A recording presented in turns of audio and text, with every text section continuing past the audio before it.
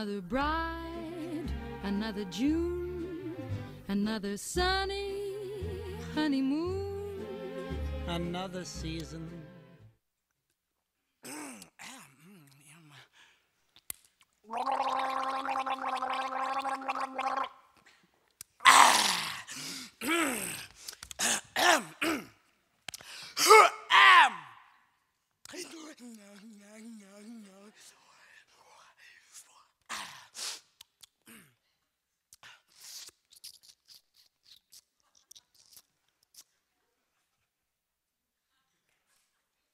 Oh, that this too sully-eyed flesh would melt, thaw, and resolve itself into a dew. Or that the everlasting had not fixed his cannon against self-slaughter. Oh, so weary, stale, and flat.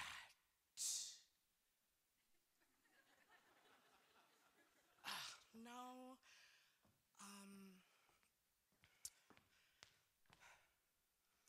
Or that the everlasting had not fixed his cannon against self-slaughter.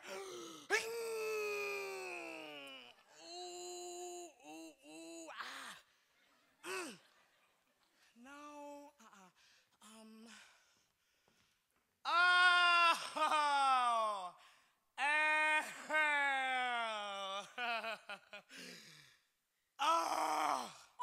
Or that the everlasting had not fixed his cannon against self-slaughter.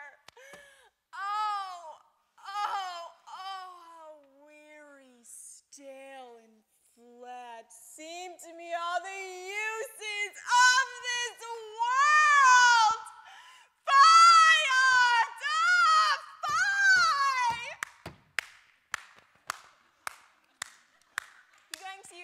Soliloquy for your auditions at Northwestern, Fred? Well, I mean, this stupid play isn't giving me any material to work with.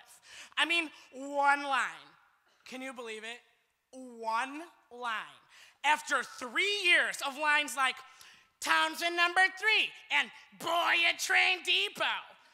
But I never complained. I put in my time, I worked hard, and I waited my turn. And for what? The role of the jailer in the comedy of Ayers. That's gonna look real impressive on my college audition application. Thanks, Lenters. Oh, that her too sullied flesh would melt. Our esteemed director has no eye for talent. My part's no better than yours. And who gets to play Antipholus of Ephesus? El Jocko, El Capitan of the basketball team, trying out for his first production because, and I quote, well, coach thinks I need something fine artsy because the NCAA clearinghouse requires it for Division I scholarships. Like a jock knows the first thing about drama. Yeah, I mean, nothing in the show makes sense. The two Jomios are supposed to be twins, but they're as different can be.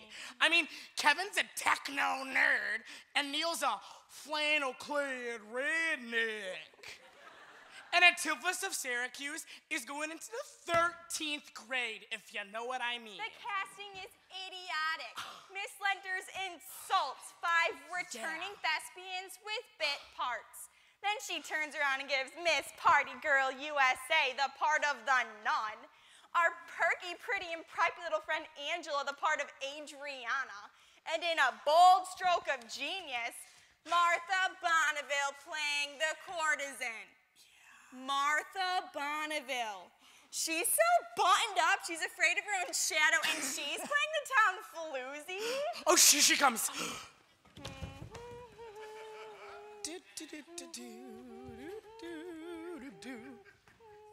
She's a freak. Anyway, Lenters is gonna get what she deserves tonight. Oh, and Joey's supposed to be here with our costumes. Oh, I know, thank God. I believe I'm nervous. I haven't been on stage since the 5th grade. Plus, this show's getting juried. But you perform on stage every time you put a basketball in these hands of yours. Last year, you won the homecoming game by sinking that free throw with no time left on the clock. That must have made you nervous. But that's totally different. There's pressure there, but it's a different kind. It's like when I'm playing a trombone solo in band. I feel more control than in a play, so it's easier. Besides, this whole jury thing is hard. I mean, critics from the State Drama Association are here to judge our performance tonight. That's nerve-wracking. Excuse me? Was I talking to you? Besides, what does playing the trombone have to do with anything? No, I think Becca's right. I mean, I can get nervous playing basketball, but it's a different kind of nervous. And the jury thing's a killer. I know everyone wants to get invited downstate, and I don't want to be the one whose performance messes up the show. Here, Steve. Let me give you a back rub while you put your makeup on. I give the best back rubs. It will help you relax. Sounds wonderful, Ange. Thanks. Better go do something with your hair. 20 minutes to curtain. Something wrong, Becca? Like everything. I've been chasing Steve around for 2 months now, but every time I try to talk to him, Angela butts in and makes me look stupid. So you want to get Steve's attention. I have an app for that. You have an app for that? Yeah, from not to hot. 10 easy steps for catching that special guy's eye. Step 1, achieving that sultry look. Kevin, this is gross. I'm not going to turn myself into a sleaze. It doesn't say sleazy, it says sultry. There's a difference. Not to me, there isn't. I'm not going to change how I dress and act just to get a guy. I'm comfortable with who I am. Okay, but you better get comfortable with Steve getting back roads from Angela instead of you, because she's hot. Smoking hot. Maybe I could do 1 or 2 things on that list. Hey, Kevin. What's new in the land of your virtual friends? Did you get yourself a virtual girlfriend? Maybe do a little virtual making out? Huh? Dweeb. I hate it when he does that. Then why do you put up with it? He's my best friend. Hey, check out Kyle. Kyle, is it your birthday or something? Gee, you think so? Oh, congrats. How old are you? 19. Hey! Don't tell anyone. Here's the rules Miss Lenters gave us for being juried. Read rule number 8, please. All students participating in the drama must be 18 years or younger at the time of performance, or the school is automatically disqualified from the competition? That's bogus. Maybe, but rules are rules. We've got to keep your birthday a secret or everyone will want to kill you. Just last year, a school in Downers Grove was disqualified for having someone too old on the cast. What was that noise? I heard an explosion. That was Kyle's balloon popping. Balloon? I was speaking figuratively, Miss Lenters. He's so proud of our cast, he could explode. Congratulations, Kyle. 19 today. That's awesome. What? 19 days since he last had a cigarette. Kyle, I'm disappointed in you. I didn't know you smoked. I didn't know either. He doesn't smoke, Miss Lenters. Not for 19 days now. You should encourage him to keep it up. Well, I'm glad that you've quit. Amy, could I talk to you for a moment about the end of Act 5? Sheesh, that was a close one. Come on, we got 5 minutes to get into makeup. Ma! That's pretty good. He's here. Finally. Operation Sink Shakespeare has begun. Here are your alternate costumes for Act 3. I'd love to see the look on Lenter's face when we show up in these.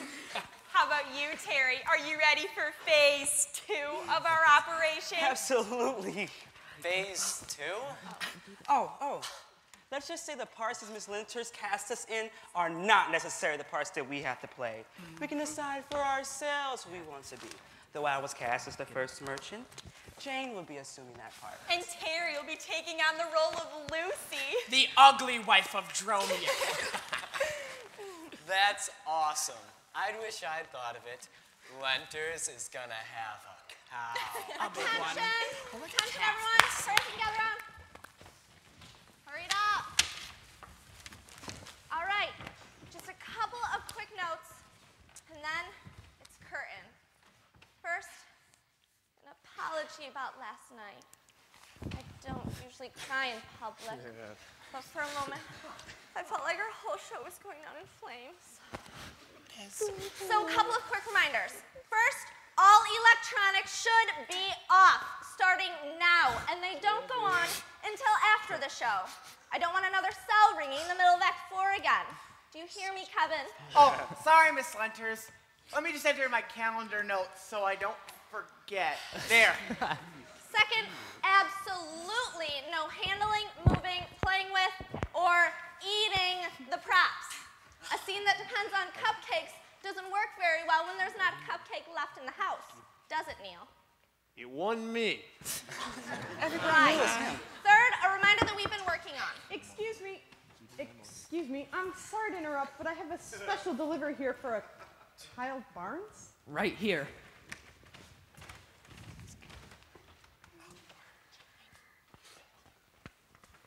What is it?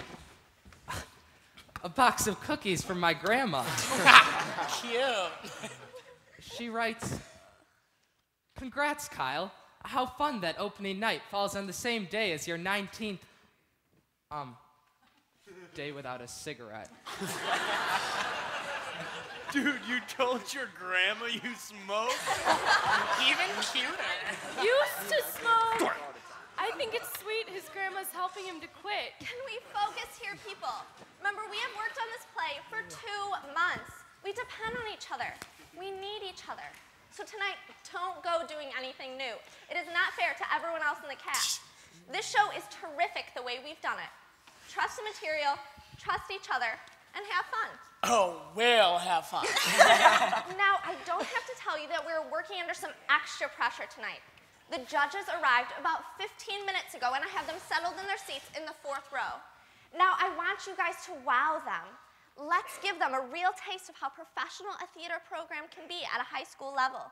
Remember, we have put this together as a real ensemble piece, so there are no stars out there. There are no small parts. We are only as strong as our weakest actor, so each one of you is crucial. It's like we said 8 weeks ago when we did our first reading together. The comedy of errors is all about how people need each other. Miss Lanters, turn around. Yes, Martha, what is it? Are you going to remind us about the word? Louder, dear, project. Are you going to remind us about the word? Come on! Ah, yes, the word. Remember, everyone, we are not using the word that is synonymous with mule and that rhymes with crass. Now, folks, this is just the sort of thing I'm talking about. We have rehearsed using some fitting substitutes for that word, and now is no time to change that. But the substitutions are stupid, Miss Lanters. Besides, we say that word in my church every Sunday when we read the 10 Commandments. Besides the point, the school board has made it clear that all language on our stage should be beyond reproof. Just do it like we rehearsed it, kids. Okay, 1 minute till curtain. Gather around.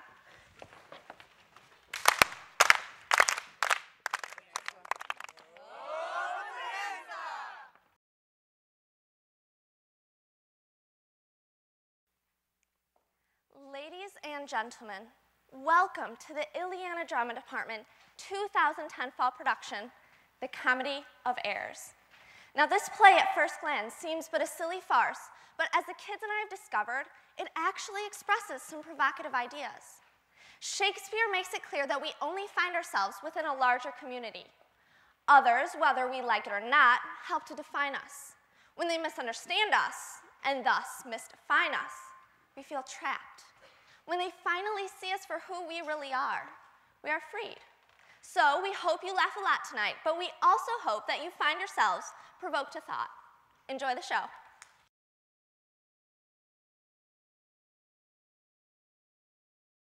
To procure my fall, and by the doom of death and woes and all. Merchant of Syracuse, plead no more. I am not partial to infringe our laws. The enmity and discord which, of late, sprung from the rancorous outrage of your duke, excludes all pity from our threatening looks. It hath in solemn synods been decreed, both by the Syracusans and ourselves, to admit no traffic to our towns. If any born at Ephesus be seen at any Syracusan marts and fairs, again, if any Syracusan born come to the Bay of Ephesus, he dies unless 1,000 marks be levied to quit the penalty and to ransom him. Thy substance, valued at the highest rate, cannot amount unto 100 marks. Therefore, by law, thou art condemned to die. Yet this my comfort. When your words are done, my woes end likewise with the evening sun. Well, Syracusan, say in brief the cause why thou departst from thy native home, and for what cause thou camest to Ephesus. A heavier task could not have been imposed than I to speak my griefs unspeakable. Yet, I'll utter what my sorrows give me leave. In Syracuse was I born and wed unto a woman, happy but for me and by me, and not our luck been bad. With her, I lived in joy. Our wealth increased by prosperous voyages I often made to Epidamnum, till the great care of goods drew me from kind embracements of my spouse, from whom my absence was not 6 months before herself, almost at fainting under the pleasing punishment that women bear, had made provision to follow me, and soon and safe arrived where I was. There had she not been long, but she became a joyful mother of 2 goodly sons. And which was strange, the one so like the other as could not be distinguished but by names. That very hour, and in the selfsame inn, a meaner woman was delivered of such a burden. Male twins, both alike. Those, for their parents were exceeding poor, I bought and brought up to attend my sons. My wife made daily motion for our home return. Unwilling, I agreed. Alas, too soon we came aboard. A league from Epidamnum had we sailed before the always window-banged deep gave any tragic instance of our harm. The sailors sought for safety by our boat and left the ship, then sinking to us. My wife, more careful for the ladder born, fastened him to a small spare mast such as seafaring men provide for storms. To him was bound one of the other twins, whilst I had been like heedful of the others. The children thus disposed, my wife and I, fixing our gaze on whom our care was fixed, fastened ourselves at either end of the mast. Oh, let me say no more.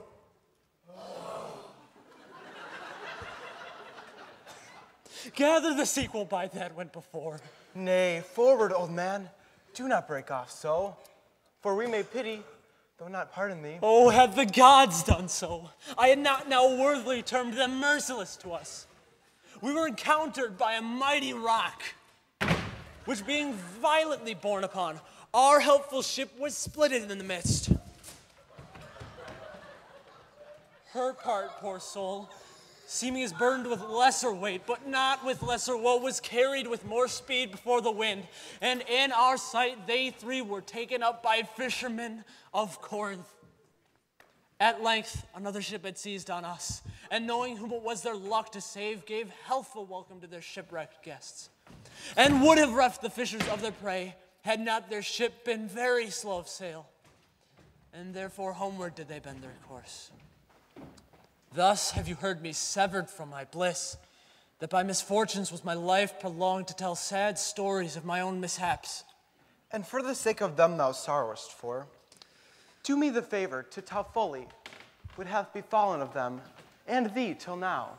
My youngest boy, and yet my eldest care at 18 became inquisitive after his brother, and importuned me that his attendant, so his case was like, reft of his brother, but retained in his name, might bear him company in the quest of him.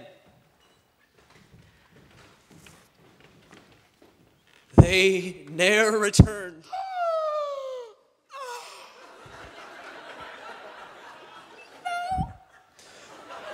5 summers have I spent in furthest Greece, roaming clean through the bounds of Asia, and coasting homewards came to Ephesus.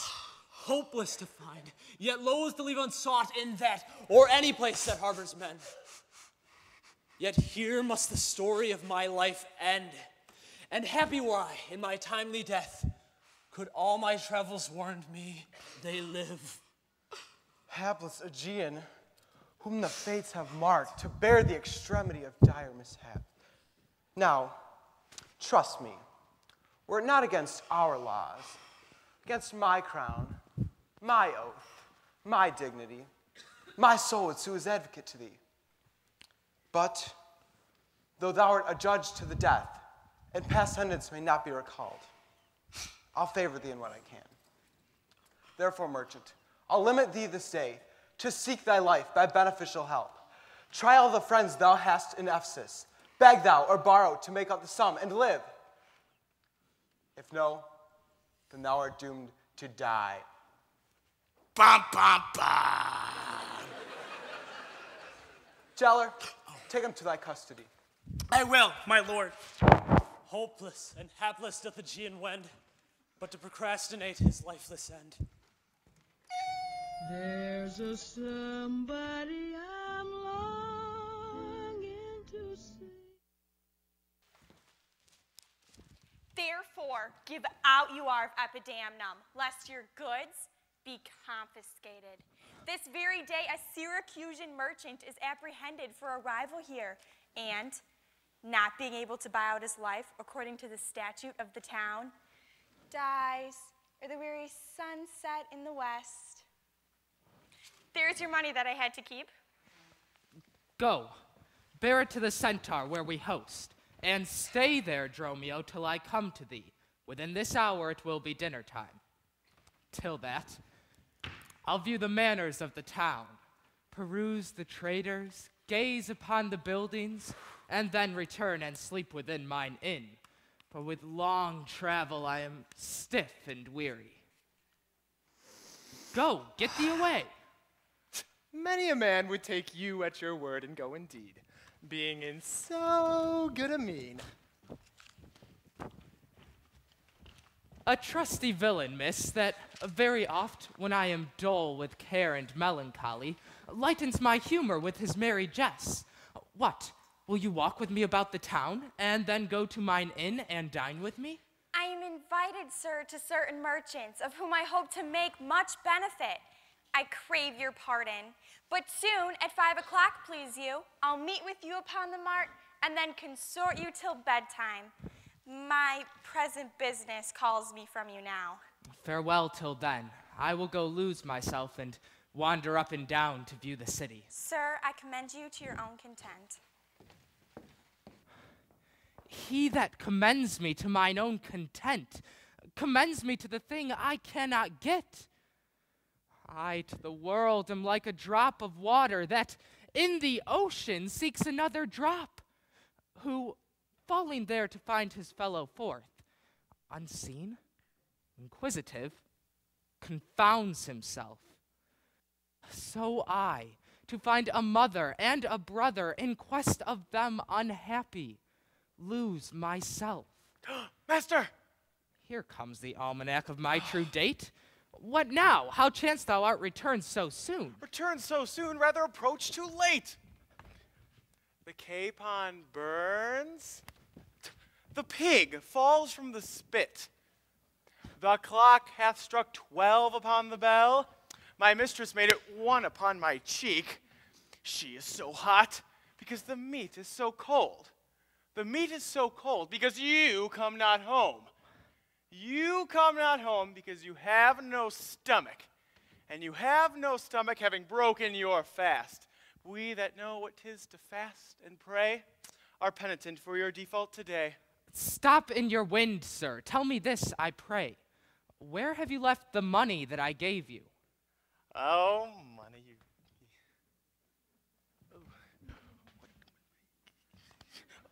Oh, 6 pence? I had a Wednesday last to pay the saddler for my mistress's crupper.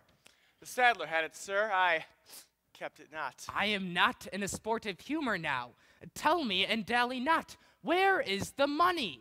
We being strangers here, how darest thou leave so great a sum outside thine own custody? I pray you, just as you sit at dinner, I from my mistress come to you in post. And if I return, I shall be post indeed, for she will scorn your fault upon my pate. Methinks your stomach, like mine, should be your clock, and strike you home without a messenger. Come, Dromio, come, these jests are out of season. Reserve them till a merrier hour than this. Where is the gold I gave in charge to thee? To me, sir? Why, you gave no gold to me. Come on, sir knave, have done your foolishness, and tell me how thou hast disposed thy charge.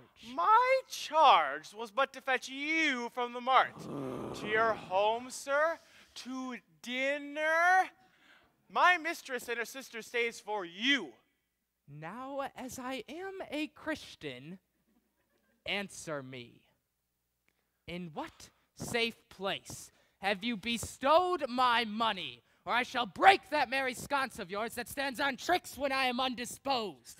Where is the 1,000 marks thou hadst of me? I have some of your marks upon my pate, some of my mistress marks upon my shoulder, but not 1,000 marks between you both.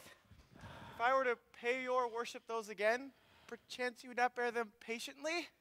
Thy mistress marks? What mistress, slave, hast thou? Your worship's wife, my mistress, at the Phoenix, she that doth fast till you come home to dinner, and pray you will hie you home to dinner? What? Wilt thou flout me thus unto my face, being forbid? There! Take you that, sir knave. Oh, oh, oh, oh, oh, oh, oh, oh. Oh.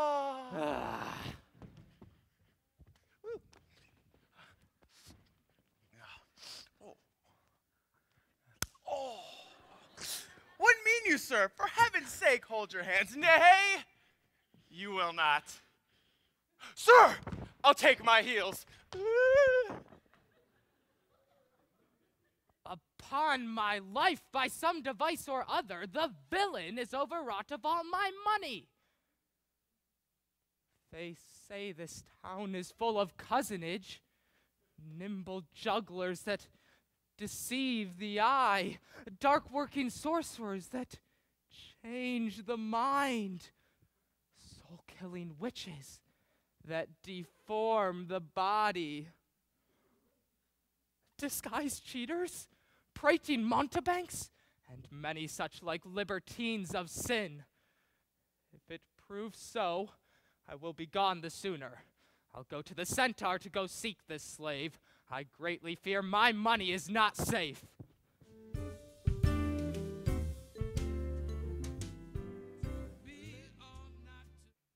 Neither my husband nor my slave returned, that in such haste I sent to seek his master.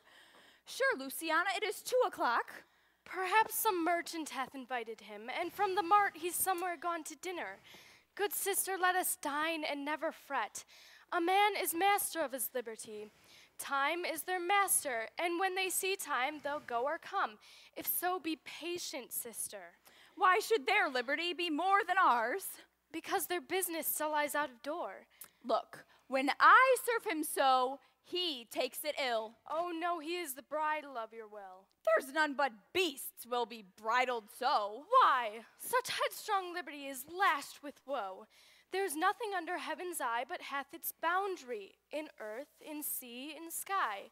The beasts, the fishes, and the winged fowls are their male subjects, and at their controls.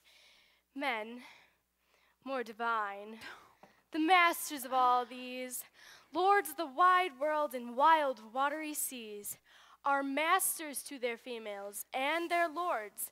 Then let your will attend on their accords. This servitude makes you to keep unwed. Not this, but troubles of the marriage bed. But were you wedded, you would bear some sway. Ere I learn love, I'll practice to obey. How? If your husband starts some otherwhere. Till he come home again, I would forbear. They can be meek that have no other cause. A wretched soul, bruised with adversity, we bid be quiet when we hear it cry. But were we burdened with like weight of pain, as much or more, we would ourselves complain. So thou, that hast no unkind mate to grieve thee, with urging helpless patience wouldst relieve me. If thou live to see thyself like bereft, this fool-begged patience in thee will be left. Well, I will marry one day, but try. Here comes your man, now is your husband nigh. Say, is your tardy master now at hand? Nay, he's at 2 hands with me, and that my 2 ears can witness. Say, dost thou speak with him? Knowest thou his mind? Aye, he spoke his mind upon mine ear. Beshrewd his hand, I could scarce understand it. Spake he so doubtfully, thou couldst not feel his meaning? Nay, he struck so plainly, I could too well feel his blows, though I could scarce understand them.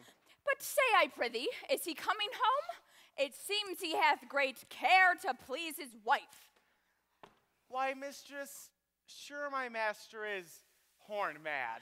Horn mad, thou villain! Not cuckold mad, but sure, he is stark mad. When I desire him to come home, he asks for 1,000 marks in gold. 'Tis dinner time, quoth I. My gold, quoth he. The meat is burned, quoth I. My gold, quoth he. Will you come home, sir, quoth I. My gold, quoth he. Where is the 1,000 marks I gave thee, villain? The pig, quoth I, is burned. My gold, quoth he. My mistress, sir, quoth I. Hang up thy mistress. I know not thy mistress. Out on thy mistress. Quoth who? Quoth my master.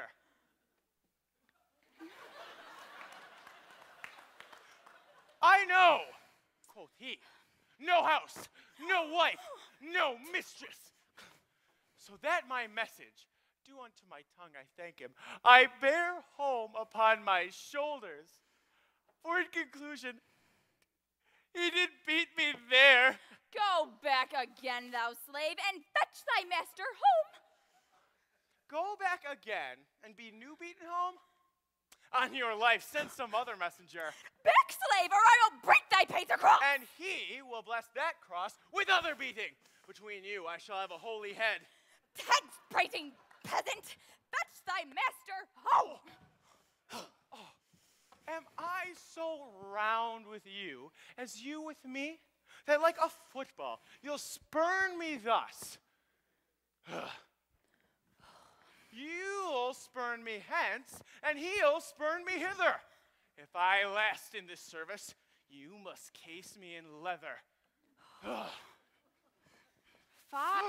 Patience glowers in your face. His company must do his minions grace, whilst I at home starve for a merry look. Hath homely age the alluring beauty took from my poor cheek? Then he hath wasted it. Are my discourses dull? Barren my wit? If voluble in sharp discourse be marred, unkindness blunts it more than marble hard. Do their gay vestments his affections bait? That's not my fault. He's master of my state. What ruins are in me that can be found, yet him not ruined? Then he is the ground of my defeatures.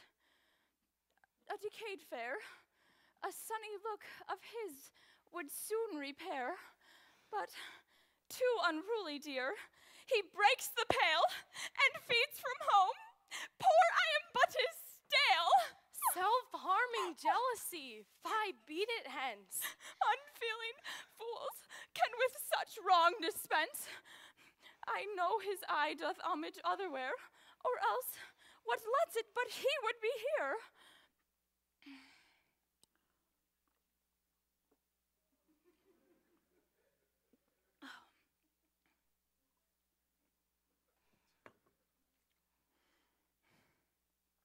Sister.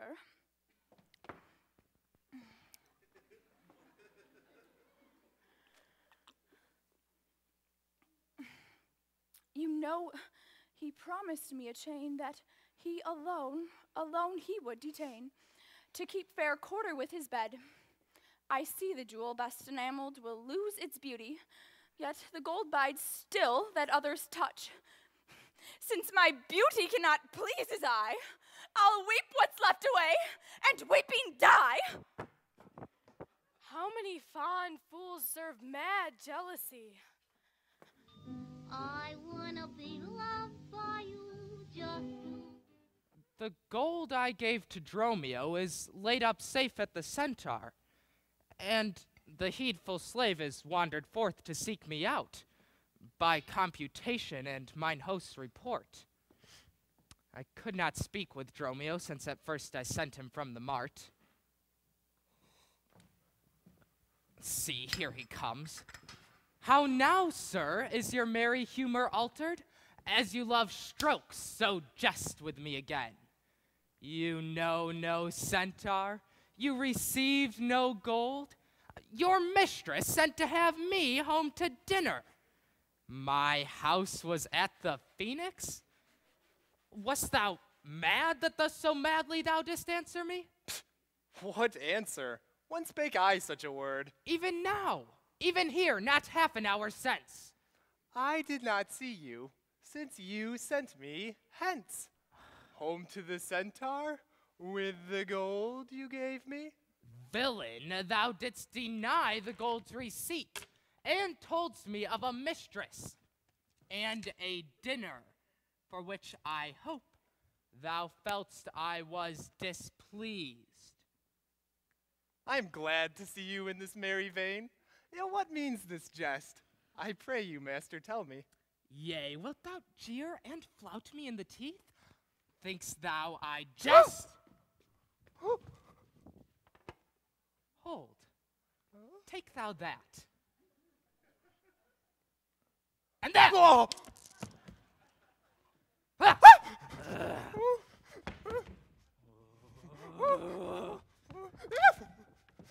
Hold, sir, for mercy's sake. Now your jest is earnest. Upon what bargain do you give it me? Because that I familiarly sometimes do use you as my fool and chat with you. Your sauciness will jest upon my love and make a common of my serious hours. When the sun shines, let foolish gnats make sport, but creep in crannies when he hides his beams. If you will jest with me, know my aspect, and fashion your demeanor to my looks. Or I will beat this method in your sconce. Get over here. Dromio, you've been a naughty, naughty boy.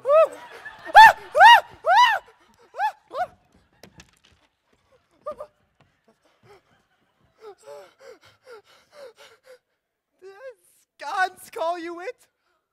So you would leave battering. I had rather have it ahead. And you use these blows long. I must get a sconce for my head and ensconce it too, or else I shall seek my wit in my shoulders. But I pray, why am I beaten? Dost thou not know? Nothing, sir, but that I am beaten. Shall I tell you why? Aye, sir, and wherefore? For they say every why hath a wherefore. Why, first, for flouting me, and then wherefore, for urging it the second time to me.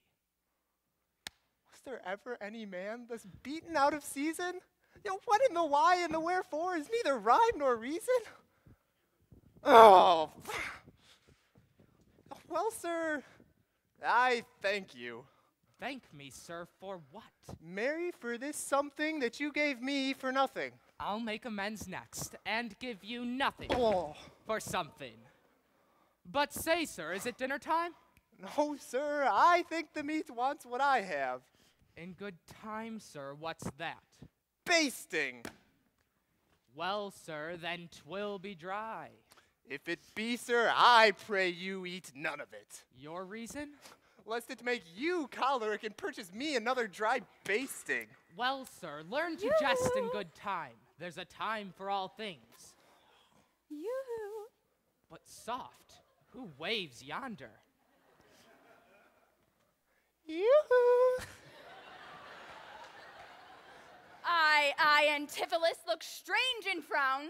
Some other mistress has thy sweet aspects. I am not Adriana, nor thy wife. Nope. The time was once when thou unurged wouldst vow that never words were music to thine ear, that never object pleasing in thine eye, that never touch welcomed to thy hand, that never cupcake. Ow! Sweet savored in thy taste, unless I spake, or looked, or touched, or baked for thee. Oh, how comes it, my dear husband? Oh, how comes it that thou art thus estranged from thyself? Thyself, I call it, being strange to me, that undividable, incorporate, and better than thy dear self's better part.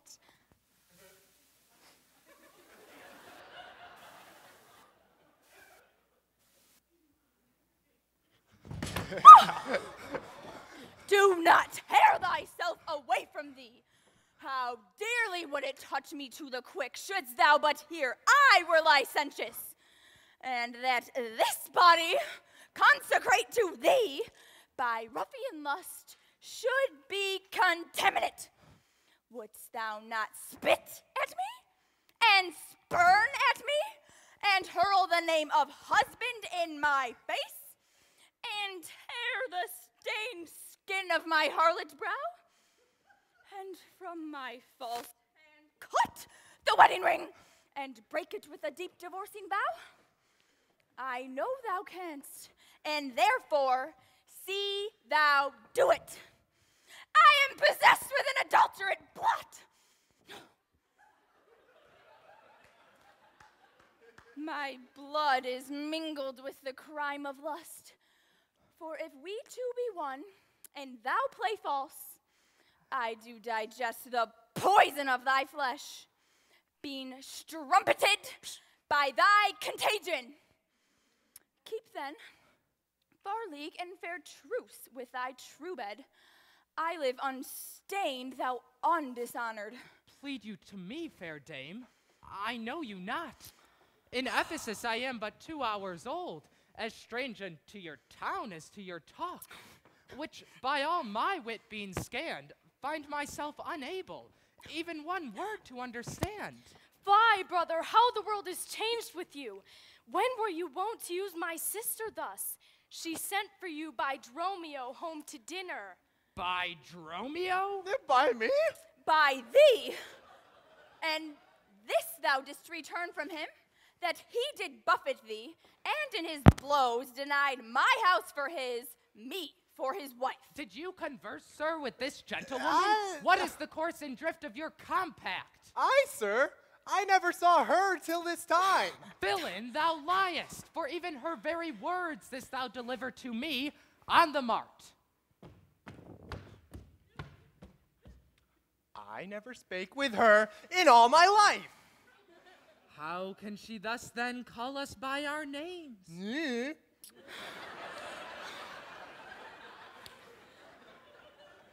unless it be by inspiration. How ill agrees it with your gravity to counterfeit thus grossly with your slave, abetting him to thwart me in my mood. Come, I will fasten on this sleeve of thine. Thou art an elm, my husband, I a vine, whose weakness, married to thy stronger state, makes me with thy strength to communicate. If thou art possess thee from me, it is dross. Usurping ivy, briar, or idle moss, who all for want of pruning with intrusion infects thy sap and lives on thy confusion. To me she speaks. She moves me for her theme. What, was I married to her in a dream? Or sleep I now and think I hear all this? What error drives our eyes and ears amiss? Romeo, go bid the servants spread for dinner. Oh, for my beads, I cross me for a sinner. This is a fairyland.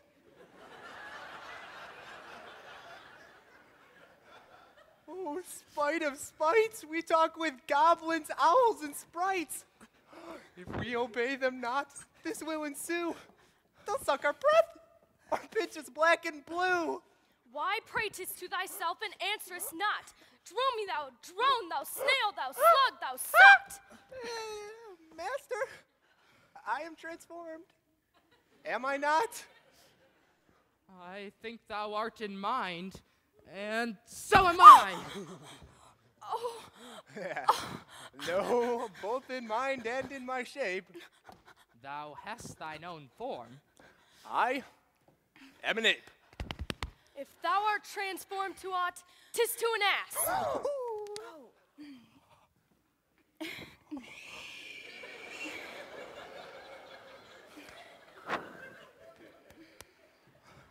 To a mule.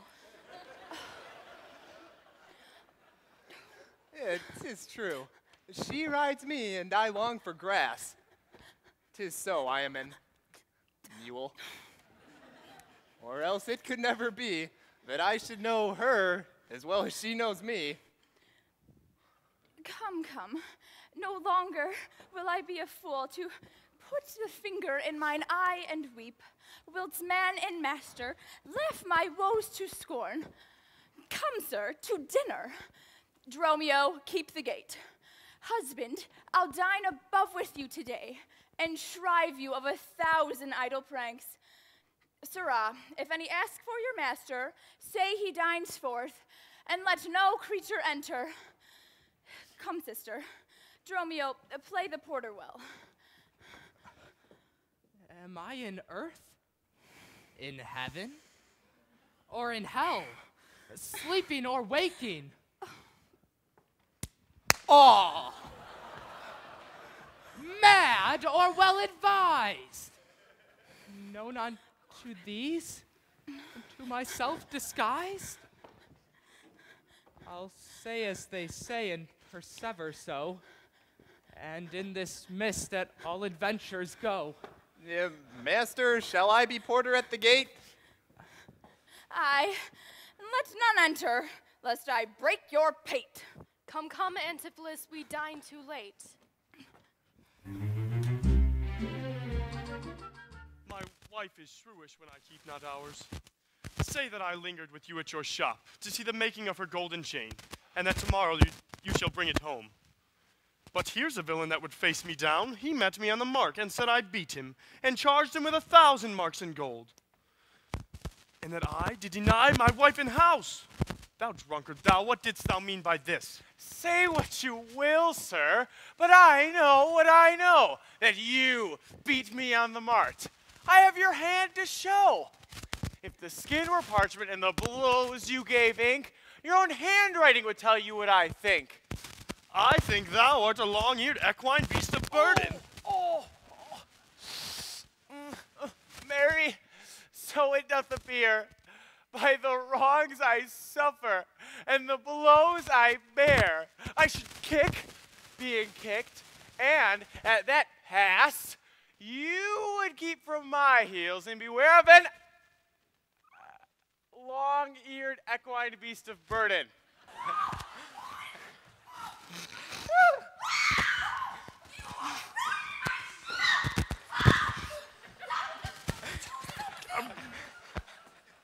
You're sad, Signor Baltazar.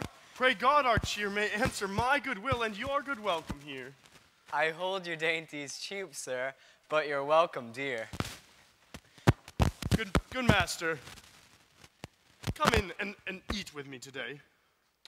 Small cheer and great welcome makes a merry feast. I to a stingy host and a more sparing guest, but though my food be mean, take it in good part. Better cheer may you have, but not with better heart. But soft, my door is locked. Go, bid them let us in. Maud, Bridget, Marianne, Cecil, Jillian, Jen. Mome, Maltors, Capon, Coxcomb, Idiot, Patch? Either get thee from the door or sit down at the hatch. Dost thou conjure for wenches that thou callest for such store? When one is one too many? Go, get thee from the door. What patches made our porter? My master stays in the street. Let him walk from whence he came, lest he catch cold on his feet. Who talks within there? Ho, open the door! Right, sir. I'll tell you when you tell me wherefore. Wherefore? For my dinner I have not dined today. Nor today, here you must not. Come again when you may. What art thou that keepest me from the house I own? The porter for this time, sir. And my name is Dromio. Oh, villain! Thou hast stolen both mine office and my name. The one there got me credit. The other too much blame.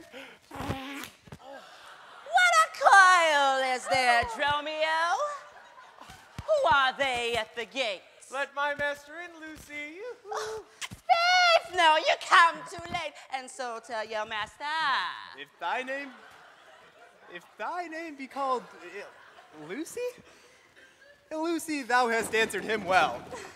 Do you hear, you minion? You'll let us in, I hope. So come, help.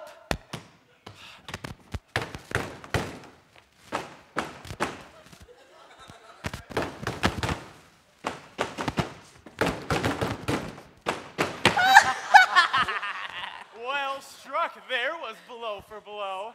Thou baggage! Let me in! Oh, can you tell for whose sake? Mister! Knock the door hard. Let him knock till it aches! Cry for this minion if I beat the door down! What needs all that repair of stocks in town? Who is that at the door that makes all this noise? By my troth, your town is troubled with unruly boys. Are you there, wife? You might have come before. Your wife, Sir Knave! Go get you from the door!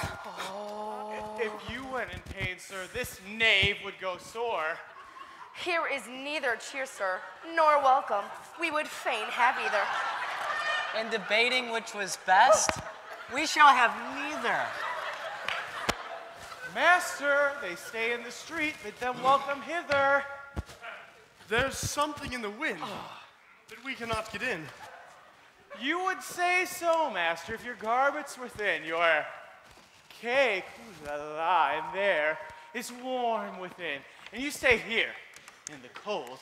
It would make a man mad as a buck to be so bought and sold. Go fetch me something. I'll break open the gate. Break any breaking here, and I'll break your knave's pate. Oh, a man may break word with you, sir, but words are but wind. And he break it in your face, so he doth break it from behind.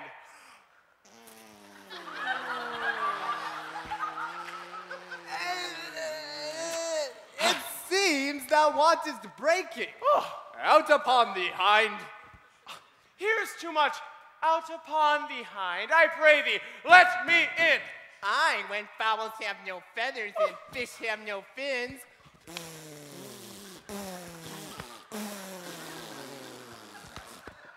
Well, I'll break in. Go borrow me a crow. A crow without feather. Master, mean you so? For a fish without fin, there's a fowl without feather.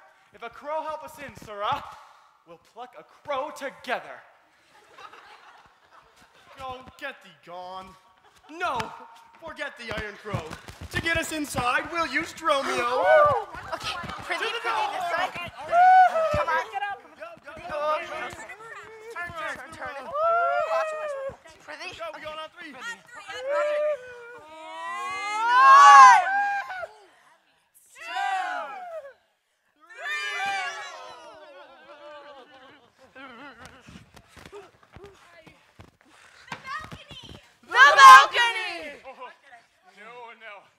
Dromio, come in. Come hither, Dromio. Come on. No. Come in. Okay. Up thou. Up thou, come in.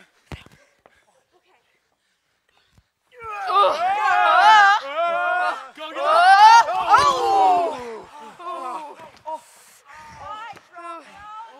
Let's try again. Again.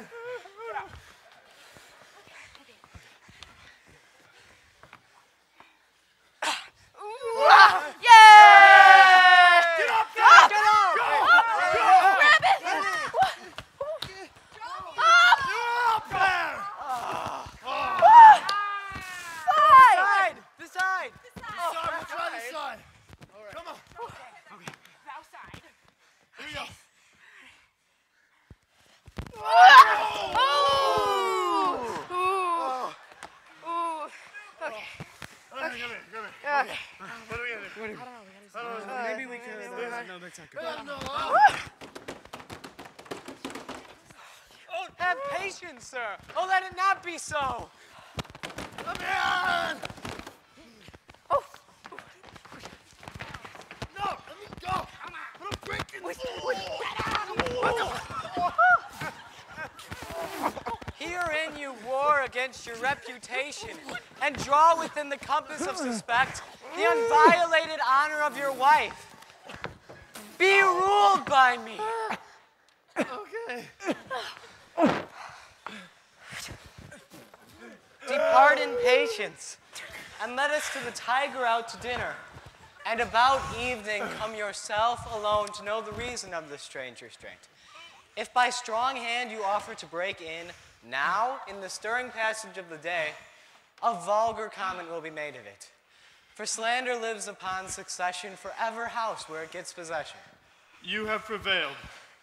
I will depart in quiet. Let me in! And in despite of mirth, mean to be merry. I know a wench of excellent discourse, pretty and witty, wild, and yet too gentle. There will we dine. This woman that I mean, my wife, but I protest without desert, hath oftentimes upbraided me withal. To her we will to dinner. Get you home and fetch the chain. By this I know 'tis made. Bring it to the Porpentine, for there's the house. That chain will I bestow, be it for nothing but to spite my wife, upon mine hostess there. Good friend, make haste. Since mine own doors refuse to entertain me, I'll knock elsewhere to see if they'll disdain me. I'll meet you at that place some hour hence. Do so. This jest shall cost me some expense. And every night the set the smartest, intruding on nudist parties in studio. And may it be that you have quite forgot a husband's office? Even in the spring of love, thy love springs rot? Shall love in building grow so ruinous? If you did wed my sister for her wealth, then for her well's sake use her with more kindness. Or if you like elsewhere, Do it by stealth. Muffle your false love with some show of blindness. Let not my sister read it in your eye. Be not thy tongue thy own shame's orator. Look sweet, be fair, conceal disloyalty. Apparel vice like virtue's harbinger. Bear a fair presence though your heart be tainted. Teach sin the carriage of a holy saint. Be secret false. What needs she be acquainted? What simple thief brags of his own attaint? 'Tis double wrong to truant with your bed and let her read it in thy looks at board. Alas, poor women, make us but believe, being made up of trust, that you love us.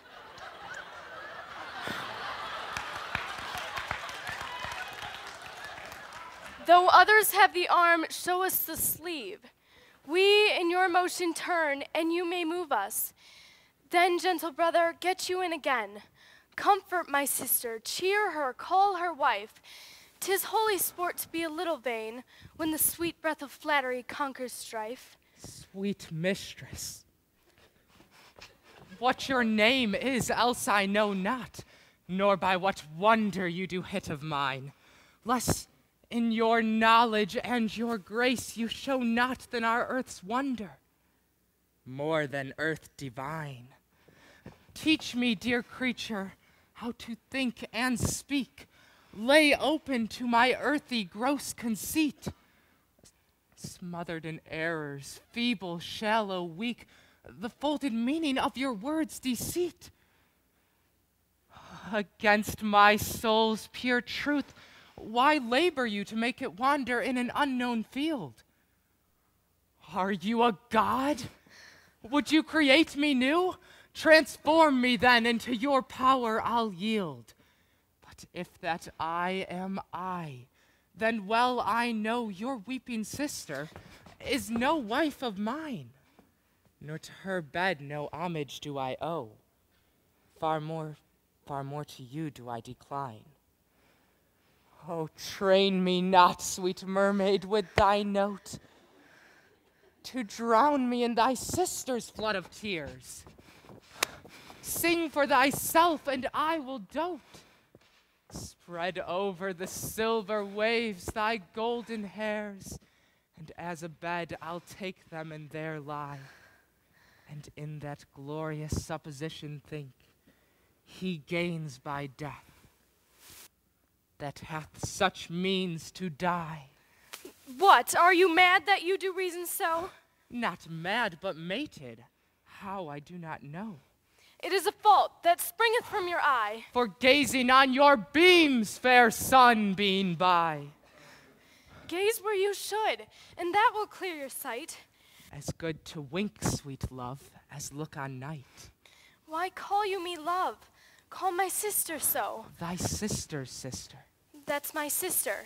No.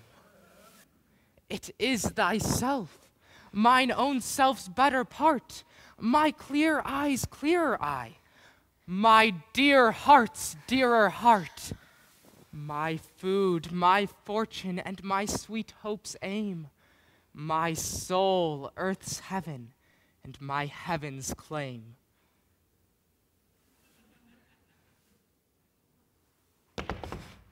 All this my sister is, or else should be. Call thyself sister, sweet. I am for thee. Thee will I love, and with thee lead my life. Thou hast no husband, yet nor I no wife.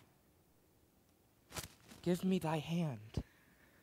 Oh, soft air, hold you still. I'll fetch my sister and get her goodwill.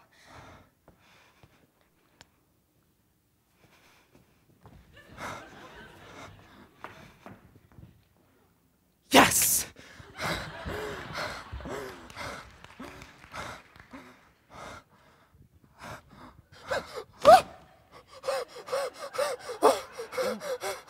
Why, how now, Dromio? Where runnest thou so fast?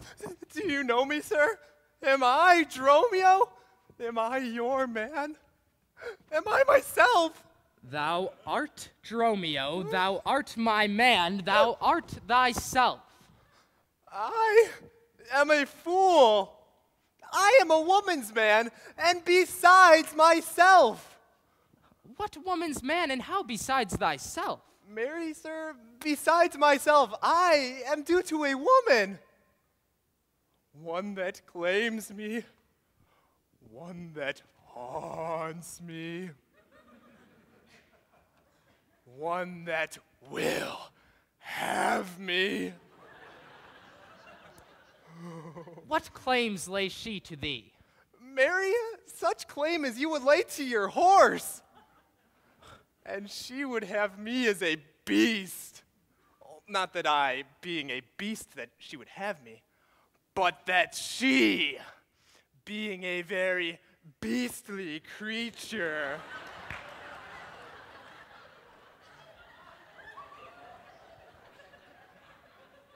lays claim to me. What is she? A very reverent body. Aye, such a one as a man may not speak of without he say, Sir, reverence. I have but lean luck in the match, and yet is she a wondrous fat marriage.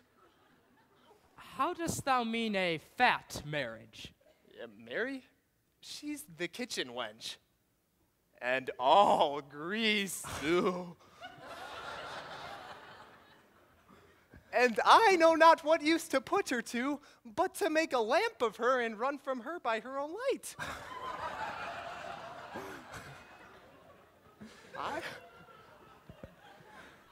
I warrant her rags and the tallow in them would burn a Poland winter. If she lives till doomsday, she'll burn a week longer than the whole world.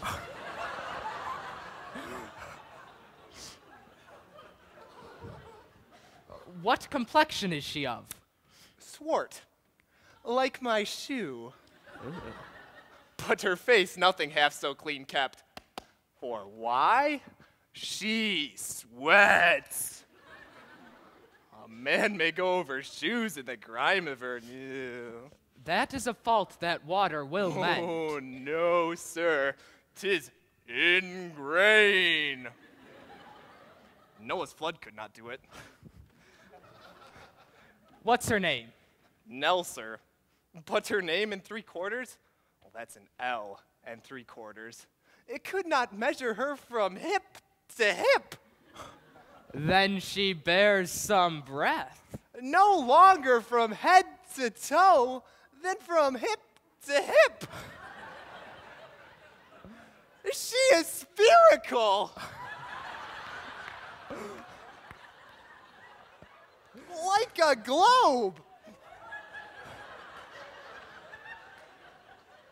I could find out countries in her. In what part of her body stands Ireland? Mary? In her buttocks. I found it out by the bogs.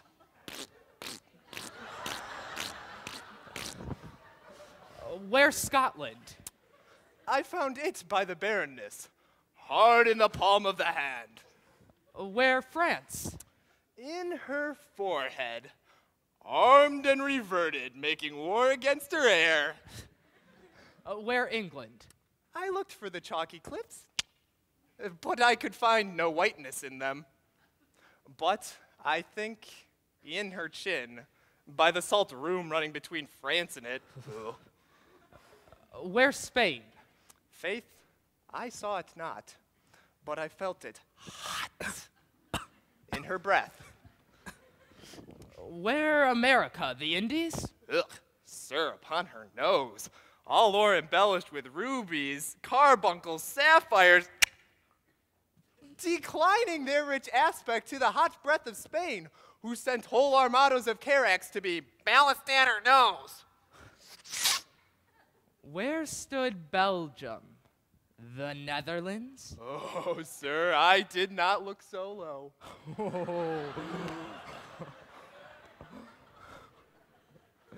To conclude, this drudge, or diviner, laid claim to me, called me a Dromio. They swore that I was assured to her, told me what privy marks I had about me, as the mark on my shoulder, the mole in my neck, the great warts on my left arm, that I, amazed, ran from her as a witch. And I think if my breast had not been made of faith and my heart of steel, she'd have transformed me to a snub-tailed dog. Go, hie thee presently post to the road, and if the wind blow any way from shore, I will not harbor in this town tonight. If any ship put forth, come to the mart, where I will walk till thou returns to me. If everyone knows us, and we know none, 'tis time, I think, to trudge, pack, and be gone. As from a bear a man would run for his life.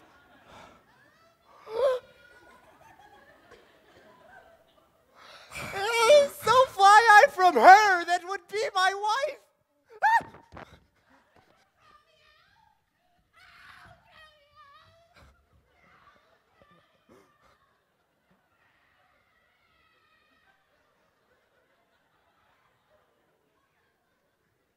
There's none but witches do inhabit here, and therefore 'tis high time that I were hence.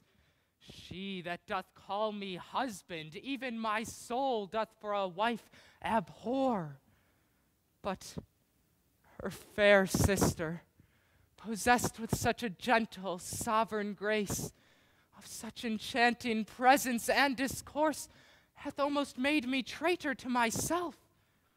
But lest myself be guilty to self-wrong, I'll stop mine ears against the mermaid's song. Master Antipholus. Aye, that's my name. I know it well, sir. Lo, here's the chain. I thought to have taken it to you at the Porpentine. The chain, unfinished, made me stay thus long. What is your will that I shall do with this? Would please yourself, sir. I have made it for you. Made it for me, miss. I bespoke it not. Not once, nor twice, but 20 times you have. Go home and please your wife withal. And soon at supper time I'll visit you, and then receive my money for the chain. I pray you, miss, receive the money now, for fear you never see chain nor money more. You are a merry man, sir. Fare you well. What I should think of this, I cannot tell. But this I think, there's no man is so vain that would refuse so fair an offered chain. I see a fellow here need not live by shifts, when in the streets he meets such golden gifts. I'll to the mart, and there for Dromio stay. If any ship put forth, then straight away.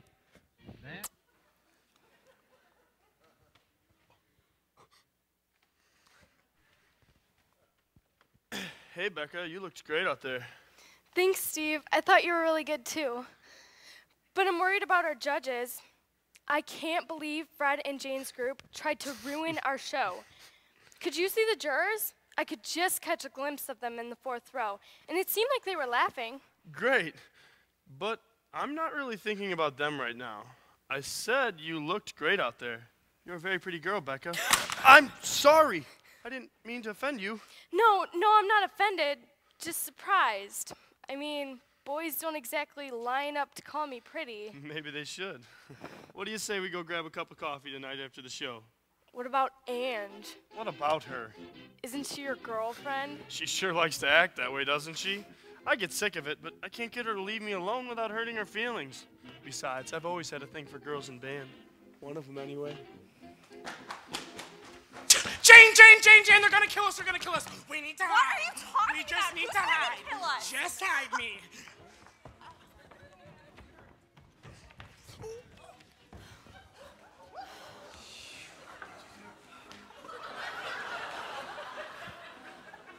So how's our little band of co-conspirators? You guys are jerks. I can't believe you sabotaged the show on the night we're being juried. Us, the four of us, have been in the drama program since freshman year.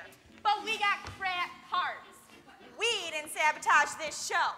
Lenters did. You guys think that you're really great actors, but just because you think it doesn't make it so. Exactly. If you want to be great actors, then go out there and act.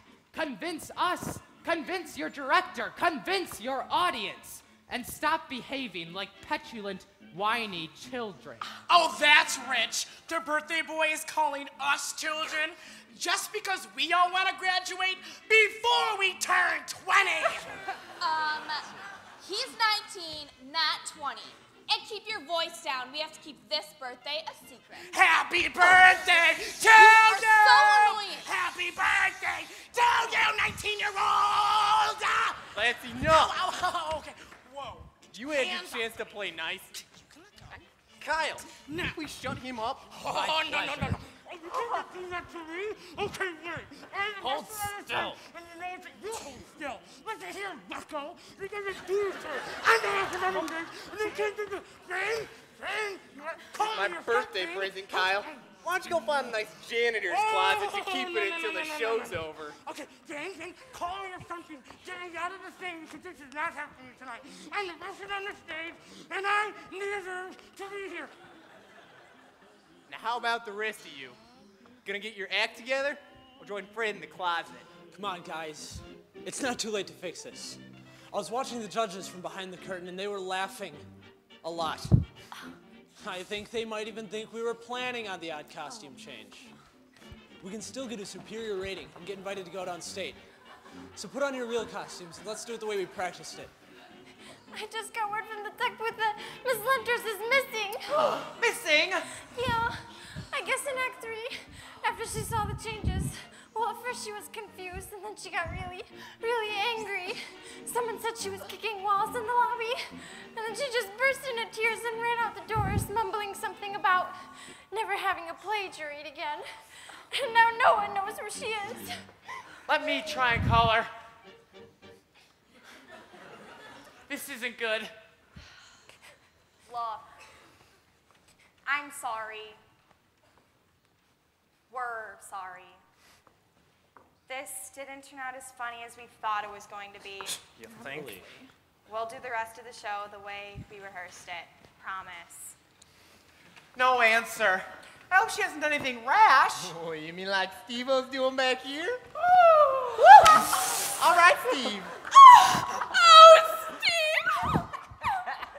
Unbelievable, Steve. You couldn't wait to break her heart until later.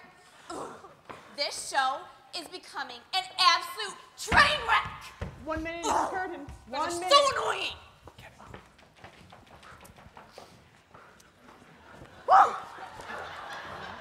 Do you want to tell him or should I?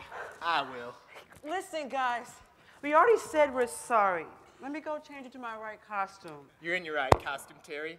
Hey, listen, Kevin and I both noticed it, but the judges in the audience were cracking up when you appeared as Dromeo's wife. But that's not my part.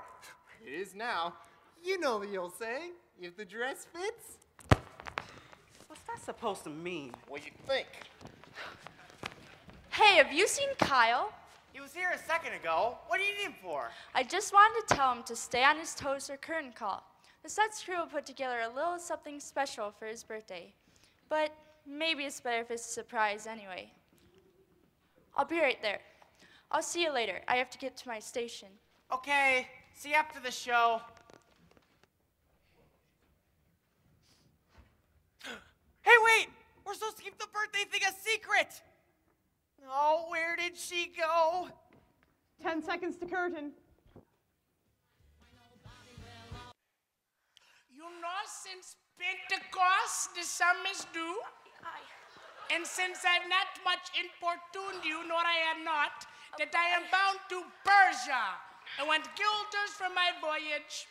Therefore, make present satisfaction, or I attach you by this officer. Even just the sum that I do owe to you is owed to me by Antipholus.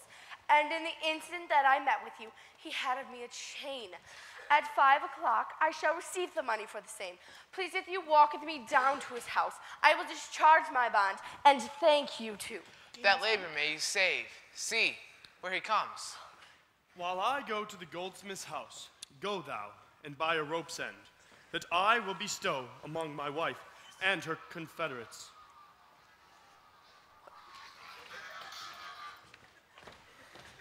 Hello? What is he doing? Mom, I'm on stage. Are you serious right now? Are you? Wait, what? Oh, dear. We're supposed to be acting. Thanks, Mom. Bye. Are you? Go thou and buy a rope's end, that I will bestow among my wife and her confederates, for locking me out of my doors by day. But soft, I see the goldsmith. Go, get thee gone. Buy thou a rope and bring it home to me. I buy 1,000 pounds a year. I buy a rope. A man is well served that trusts to you. I promised your presence and the chain, but neither chain nor goldsmith came to me. Belike you thought our love would last too long if it were chained together, and therefore came not. Oh, saving your merry humor. Here's the note how much your chain weighs to the utmost carat, the fineness of the gold, and charged full fashion, which doth amount to 3 odd ducats more than I stand indebted to this gentleman. I pray you see him presently discharged, for he is bound to sea, and stays but for it. Good Signora, I am not furnished with the present money. Besides, I have some business in the town. Good Signora, take the stranger to my house, and with you take the chain and bid my wife disperse the sum upon the receipt thereof. Perchance I will be there as soon as you. Then will you bring the chain to her yourself? No, bear it with you, lest I come not in time. Well, sir, I will. Have you the chain about you? And if I have not, ma'am, I hope you have, or else you may return without your money. Nay, come, I pray you, sir, give me the chain. Both wind and tide stays for this gentleman, and I, to blame, have held him here too long. Come now, you use this dalliance to excuse your breach of promise to the porpentine? I should have chid you for not bringing it. But, like a shrew, you first begin to brawl. The outer steel's on. I pray you, sir, dispatch. You hear how he importunes me? The chain! Why, bring it to my wife and fetch your money. Come, you know I gave it you even now. Either send the chain or send me by some token. Fie, now you run this humor out of breath. Where's the chain? I pray you let me see it. My business cannot brook this dalliance. Good sir, say whether you'll answer me or not. If not, I'll attach her by this officer. I answer you? What should I answer you? The money that you owe me for the chain! I owe you none till I receive the chain. You know I gave it you half an hour since! You gave me none, you wrong me much to say so. You wrong me more, sir, in denying it. Consider how it stands upon my credit. Officer! Arrest her at my suit! I do, and charge you in the Duke's name to obey me. This touches me in reputation. Either consent to pay the sum for me, or I attach you by this officer. Consent to pay thee for that I never had? Arrest me, foolish fellow, if thou darest. Well, here is thy fee, officer. Arrest him. I would not spare my brother in this case, if you should scorn me so apparently. I do arrest you, sir. You hear the suit. I do obey thee till I give thee bail. But, ma'am, you shall buy this sport as dear as all the metal in your shop will answer. Sir, I will have law in Ephesus. To your notorious shame, I doubt it not. Sir!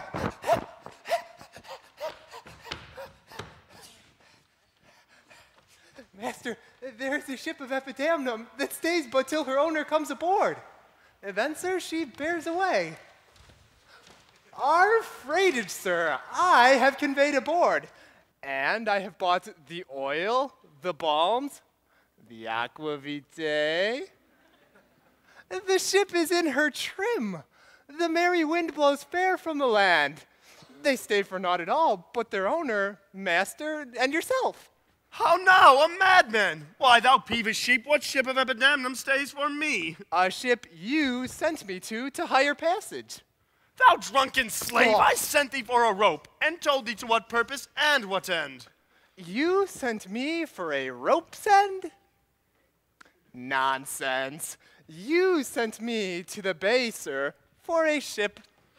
I will debate this matter at more leisure and teach your ears to listen me with more heed. To Adriana, villain, hie thee straight. Give her this key and tell her in a desk that's covered o'er with Turkish tapestry there is a purse of ducats. Let her send it. Tell her I'm arrested in the street, and that shall bail me. Hie thee, slave, be gone. On, officer, to prison till it come. To Adriana. That is where we dined. Where Dousabel did claim me for a husband. And she is too big, I hope, for me to compass. Thither I must, although against my will. For servants must their masters' minds fulfill.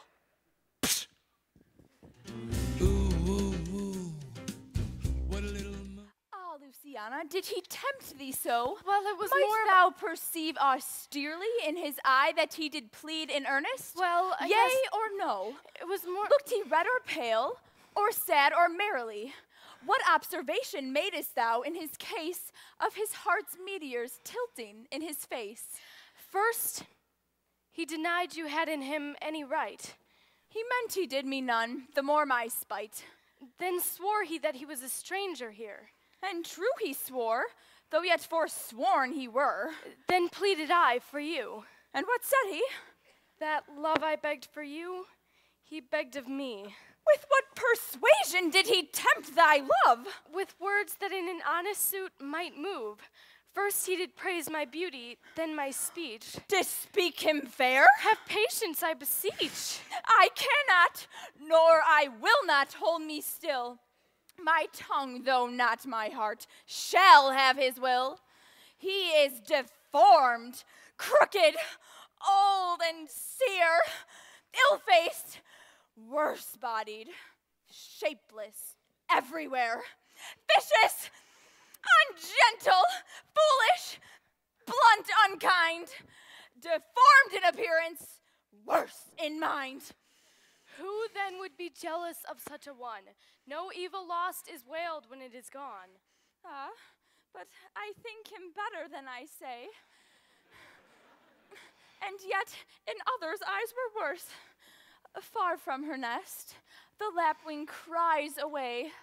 My heart prays for him, though my tongue do curse. Here, go, the desk, the purse. Sweet, now make haste. How hast thou lost thy breath? By running fast. Where is thy master, Dromio? Is he well? No, he's in Tartar's limbo worse than hell. A devil in an everlasting garment hath him, one whose hard heart is buttoned up with steel. A fiend, a fury, pitiless and rough, a wolf. Nay, worse, a fellow all in buff, a back friend, a shoulder clapper, one that countermands the passages of alleys, creeks and narrow lands, a hound that runs counter and yet draws dry foot well, one that before the judgment carries poor souls to hell. Why, sir, what is the matter? I do not know the matter. He is arrested on the case. What? He is arrested? At whose suit? I know not at whose suit he is arrested well, but he's in a suit of buff which rested him. That can I tell. No, will you send him, mistress, redemption, the money in his desk? Go fetch it, sister. This I wonder at, that he, unknown to me, should be in debt. Say, was he arrested on a band? Not on a band, but on a stronger thing. A chain, a chain. Do you not hear it ring? What? A chain? No, the bell. 'Tis time that I were gone. Go, Dromio. Here's the money. Bear it straight and bring thy master home immediately. Come, sister. I am pressed down with conceit. Conceit my comfort and my injury. You say either, and I say either. You say neither, and I say neither, either. There's not a man I meet but doth salute me, as if I were their well-acquainted friend.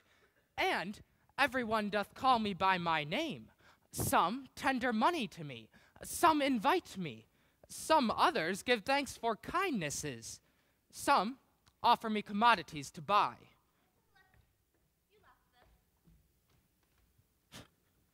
Even now, a tailor called me in his shop and showed me silks that he had bought for me, and therewithal took measure of my body. Sure, these are but imaginary wiles, and Lapland sorcerers inhabit here. Here is the money you sent for.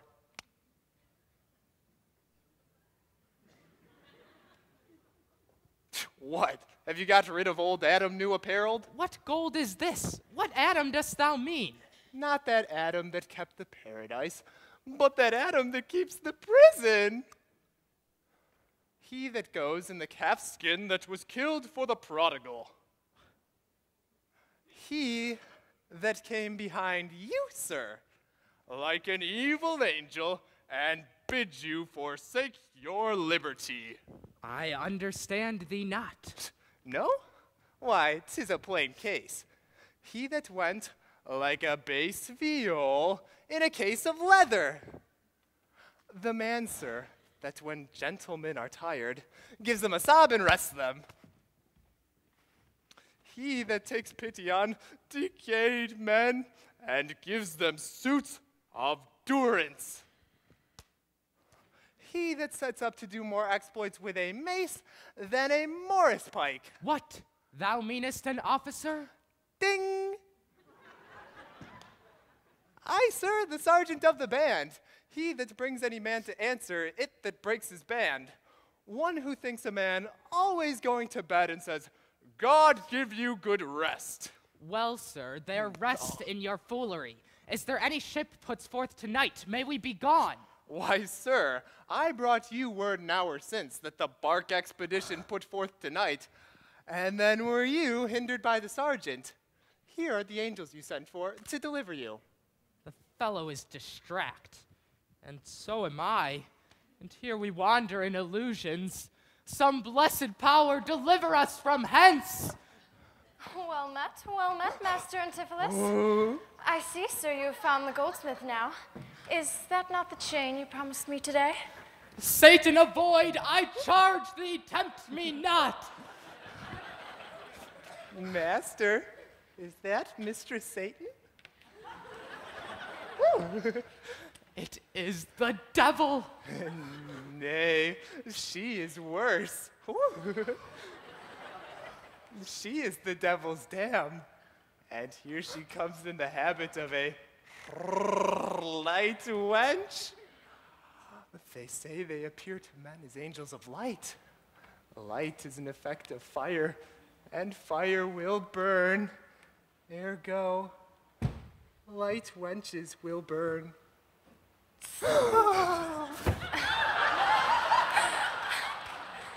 You and your man are marvelous, merry sir. Will you go with me? We'll mend our dinner here.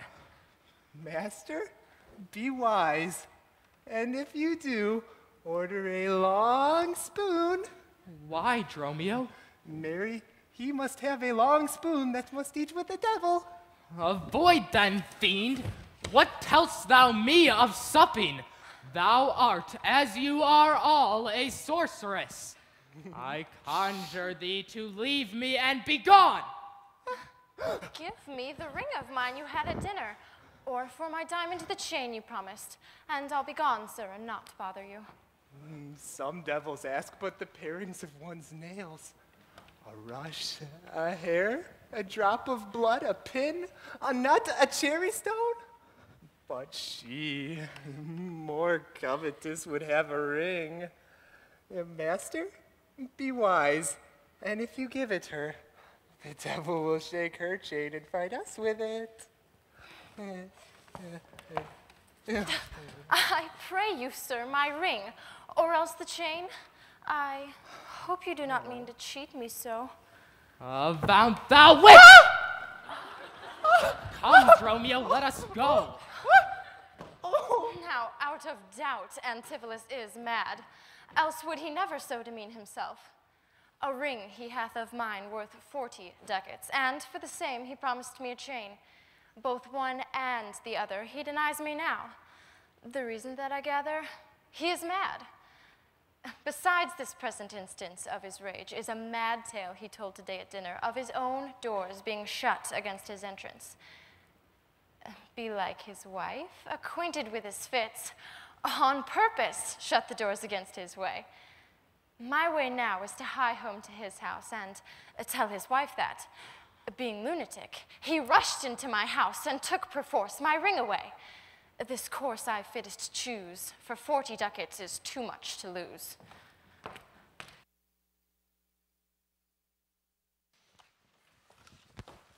Fear me not, man. I will not break away. I'll give thee ere I leave thee so much more money to warrant thee as I'm rested for. My wife is in a wayward mood today, and will not lightly trust the messenger that I should be attached in Ephesus. I tell you, 'twill sound harshly in her ears. Here comes my man. I think he brings the money. How now, sir? Have you that I sent you for? Here's that, I warrant you, we'll pay them all. But where's the money? Why, sir, I gave the money for a rope. 500 ducats, villain, for a rope? I'll serve you, sir, 500 at that rate. To what end did I bid thee hie thee home? To a rope's end, sir, and to that end I am returned. And to that end I welcome you. Good sir, be patient. Nay, 'tis for me to be patient. I am in adversity. Good. Now hold thy tongue. Nay, rather persuade him to hold his hands. Thou whoreson, senseless villain! I would I were senseless, sir, that I may not feel your blows. Thou art sensible in nothing but blows, and so is a mule. I am a mule, indeed. You may tell by my long ears. I have worked for him from the hour of my nativity to this very instant, and has nothing at his hands for my service but blows. When I am cold, he warms me with beating. When I am warm, he cools me with beating. When I am waked with it when I sleep, raised with it when I sit, driven out of doors with it when I go from home, welcomed home with it when I return. I bear it on my shoulder, as a beggar does her brat, and I feel, when he hath lamed me, I will beg with it from door to door. Come, go along. My wife is coming yonder. Mistress, respice faneum. Respect your end, or rather the prophecy like a parrot. Beware the rope's end. Wilt thou still talk? How say you now? Is not your husband mad? His incivility confirms no less.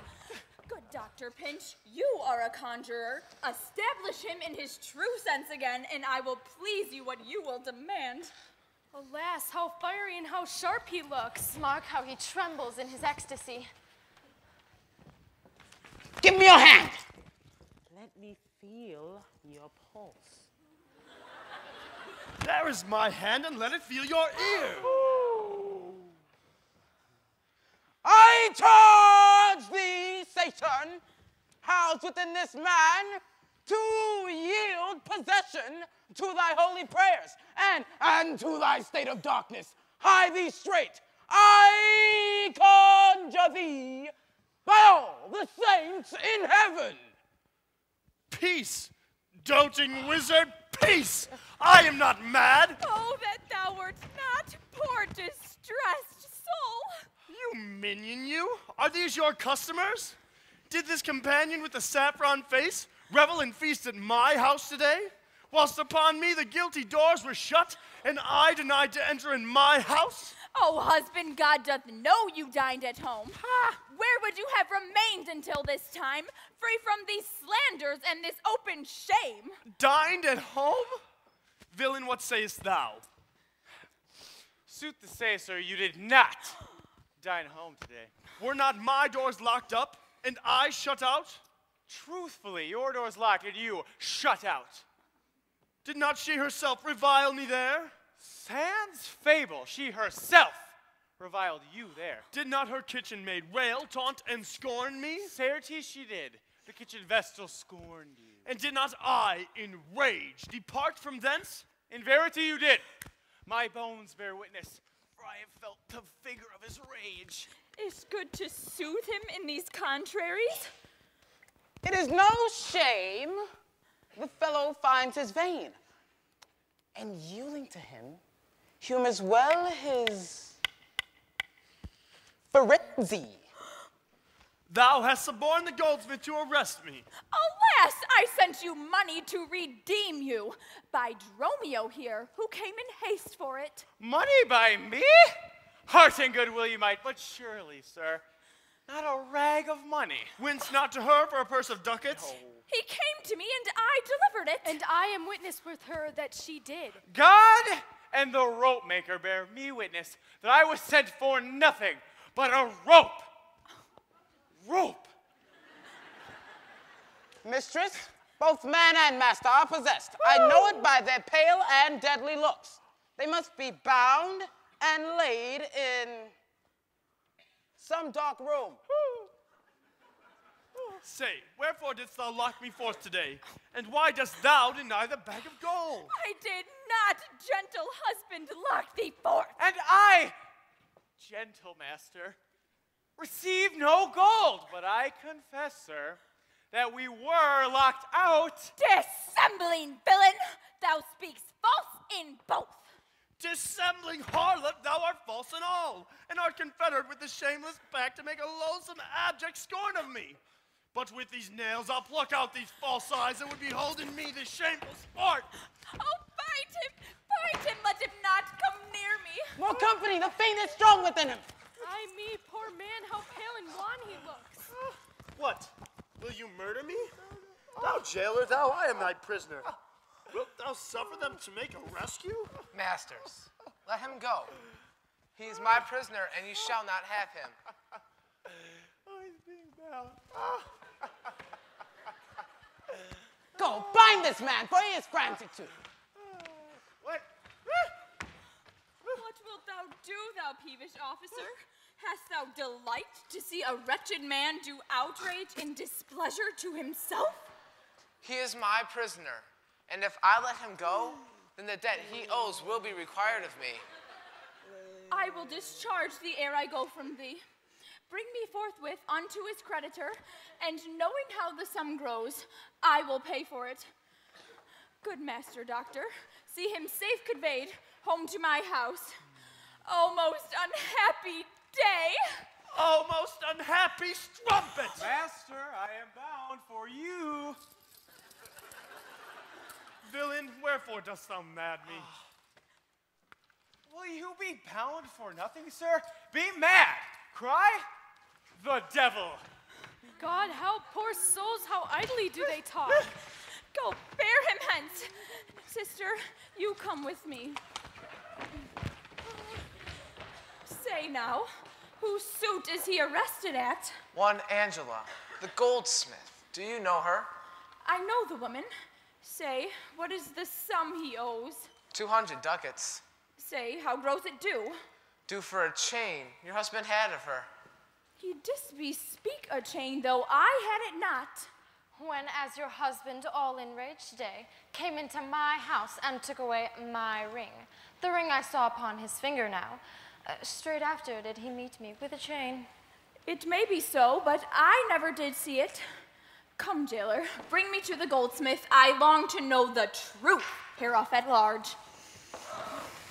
Mercy, they are loose again! And come with naked swords! Let's call more help to have them bound again! Away! They'll kill us! I see these witches are afraid of swords. She, that would be your wife now, ran from you. Come to the centaur, fetch our stuff from thence. I long that we were safe and sound aboard. Faith, stay here this night. They will surely do us no harm. You see, they speak us fair. Give us gold. Methinks they are such a gentle nation that, but for that mountain of mad flesh that claims marriage of me, I could find in my heart to stay here still and turn witch. I will not stay tonight for all the town. Therefore, away to get our stuff aboard.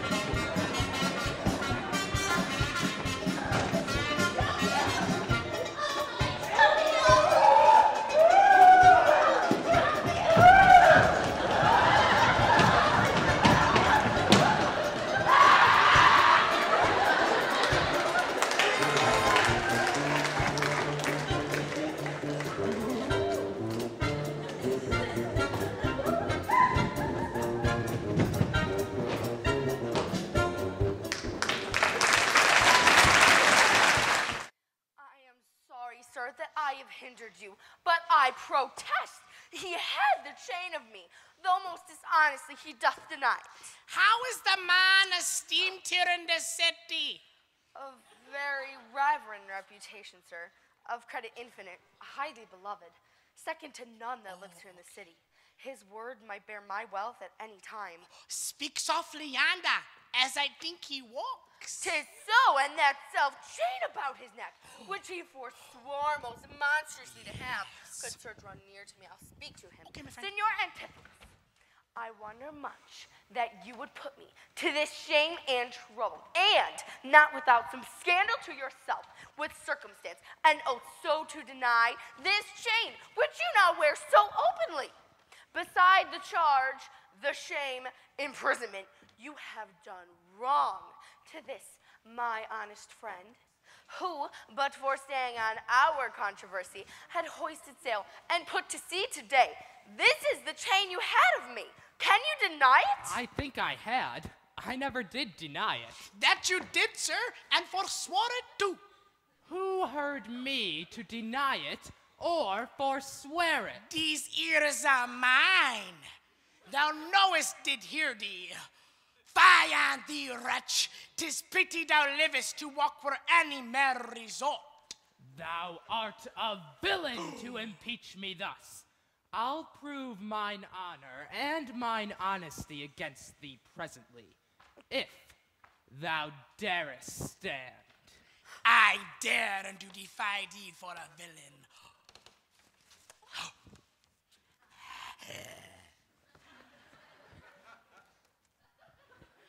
Oh, you going bye-bye today, my little friend? Oh, yes. Wind it up. Oh, no, my friend. You want to go bye-bye? No. Oh, you go bye-bye today.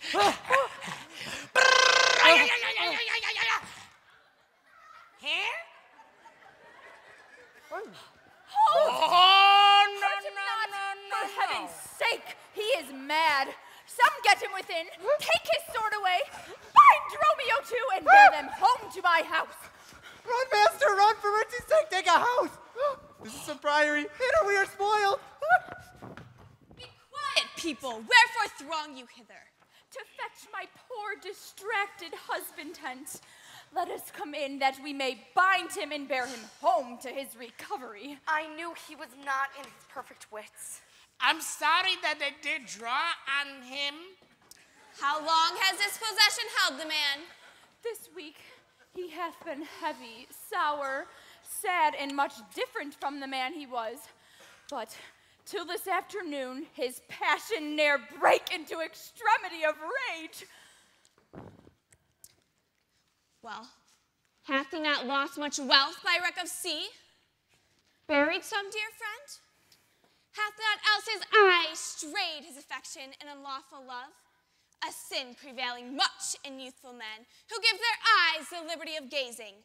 Which of these sorrows is he subject to? To none of these, but be the last, namely some love that drew him oft from home. You should for that have reprehended him. Why, so I did. Aye, but not rough enough. As roughly as my modesty would let me. Perhaps in private. And in assemblies too. Aye, but not enough. It was the copy of our conference. At board he fed not for my urging it. In bed he slept not for my urging it. Alone it was the subject of our theme. In company I often glanced it. Still did I tell him it was vile and bad. And thereof came it that the man was mad. The venomous clamors of a jealous woman poisons more deadly than a mad dog's tooth. It seems his sleeps were hindered by thy railing, and therefore came it that his head is light. Thou sayest his meat is sauced with thy upbraidings. Unquiet meals make ill digestion. The raging fire of fever bred, and what's a fever but a fit of madness? Thou sayest his sports are hindered by thy brawls. Sweet recreation barred, what doth ensue but moody and dull melancholy? The consequence is then, thy jealous fits have scared thy husband from the use of wits. She never reprimanded him but mildly, when he demeaned himself rough, rude, and wildly. Why take you these rebukes and answers not? She did betray me to my own reproof. Good people, enter and lay hold on him. No, not a creature enters in my house. Then let your servants bring my husband forth. Neither. He took this place for sanctuary, and it shall privilege him from your hands till I have brought him to his wits again, or lose my labor in assaying it. I will attend my husband, be his nurse, diet his sickness, for it is my office, and will have no attorney but myself. And therefore, let me have my husband home with me. Be patient, for I will not let him stir till I have used the approved means I have, with wholesome syrups, drugs, and holy prayers, to make of him a formal man again. It is a branch and parcel of mine oath, a charitable duty of my order. Therefore depart and leave him here with me. I will not hence and leave my husband here, and ill it doth beseem your holiness to separate the husband from the wife. Be quiet and depart, thou shalt not have him. Complain unto the Duke of this indignity. Come, go, I will fall prostrate at his feet, and never rise until my tears and prayers have won his grace to come in person hither and take perforce my husband from the abbess. By this, I think the dial points at 5. Anan, I'm sure the Duke himself comes this way to the melancholy vale, to the place of death and sorry execution. Upon what cause? To see a reverend Syracusan merchant who is put unluckily into this bay by the laws and statutes of this town, beheaded publicly for his offense. See where they come. We will behold his death. Kneel to the Duke before he pass the abbey. Yet once again proclaim it publicly. If any friend shall pay the sum for him, he shall not die. So much we tender him. Justice, most sacred Duke, against the abbess. She is a virtuous and a reverend woman. It cannot be that she hath done thee wrong. May it please your grace, Antipholus, my husband, who I made lord of me and all I had, at your important letter, this ill day, a most outrageous fit of madness took him, that desperately he hurried through the streets. With him, his bondmen, all as mad as he, doing displeasure to the citizens by rushing into their houses, bearing thence rings, jewels, anything his rage did like. Once did I get him bound and sent him home, whilst to take orders for the wrongs I went that here and there his furies had committed. Anon, I know not by what strong escape he broke from those that had the guard of him, and with his mad attendant and himself. Then they fled into this abbey here, and here the abbess shuts the gates on us and will not suffer us to fetch him out. Therefore, most gracious Duke, at thy command, let him be brought forth and borne hence for help. Long since thy husband served me in my wars, and I to thee engaged a prince's word. When thou didst make him master of thy bed, to do him all the grace and good I could. Go, some of you, knock at the abbey gate, and bid the abbess come to me. I will determine this before I stir. Oh, mistress, mistress, shift and save yourself. My master and his man have both broke loose, beaten the maids a row, and bound the doctor, whose beard they have singed off with great brands of fire. And even as it blazed, they threw on him great pails of puddled mire to quench the hair. My master preaches patience to him, and all the while his man with scissors nicks him like a fool. And sure, unless he sends some present help, between them they will kill the conjurer. Peace, fool! Thy master and his men are here, and that is false that thou dost report. Mistress, upon my life I tell you true. I have not breathed almost since I did see it. He cries for you and vows if he can take you to scorch your face and to disfigure you. Come, stand by me. Fear nothing. Guards! It is my husband. Witness you that he is born about invisible. Even now, we housed him in the abbey here, and now he is there, past thought of human reason. Justice, most gracious Duke, oh, grant me justice, even for the service that long since I did for thee, when I strode beside thee in the wars and took deep scars to save thy life. Even for the blood that then I lost for thee, now grant me justice. Unless the fear of death doth make me dote, I see my son Antipholus and Dromio. Justice, sweet prince, against that woman there, she whom thou gavest to me to be my wife, that hath abused and dishonored me, even in the strength and height of injury. Beyond imagination is the wrong that she this day hath shameless thrown on me.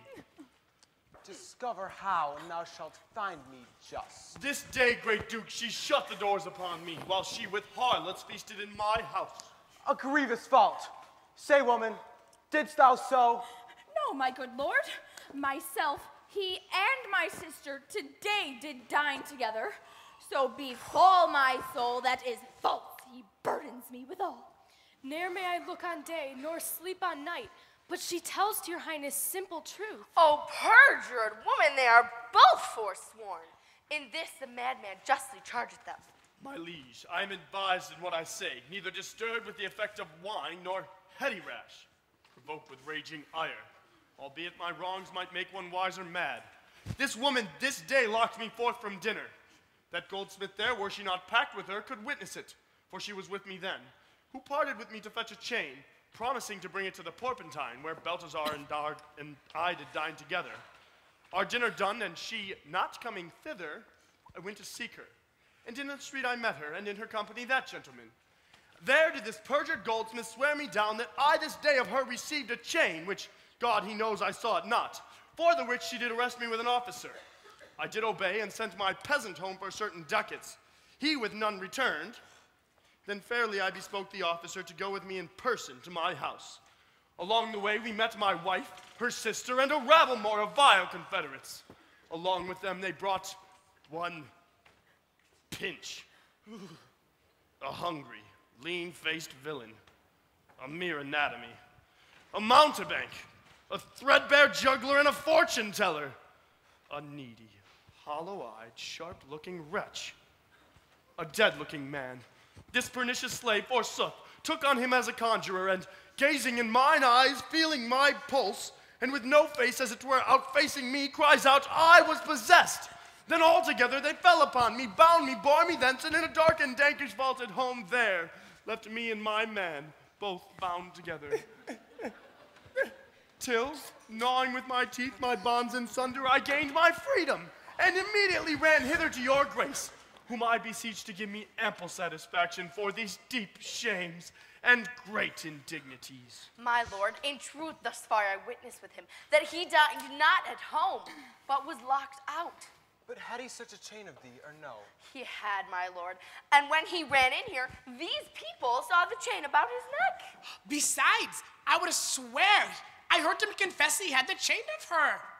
You first forswore it on the mart, and thereupon I drew my sword. And then you fled into this abbey here, from whence I think you come by miracle.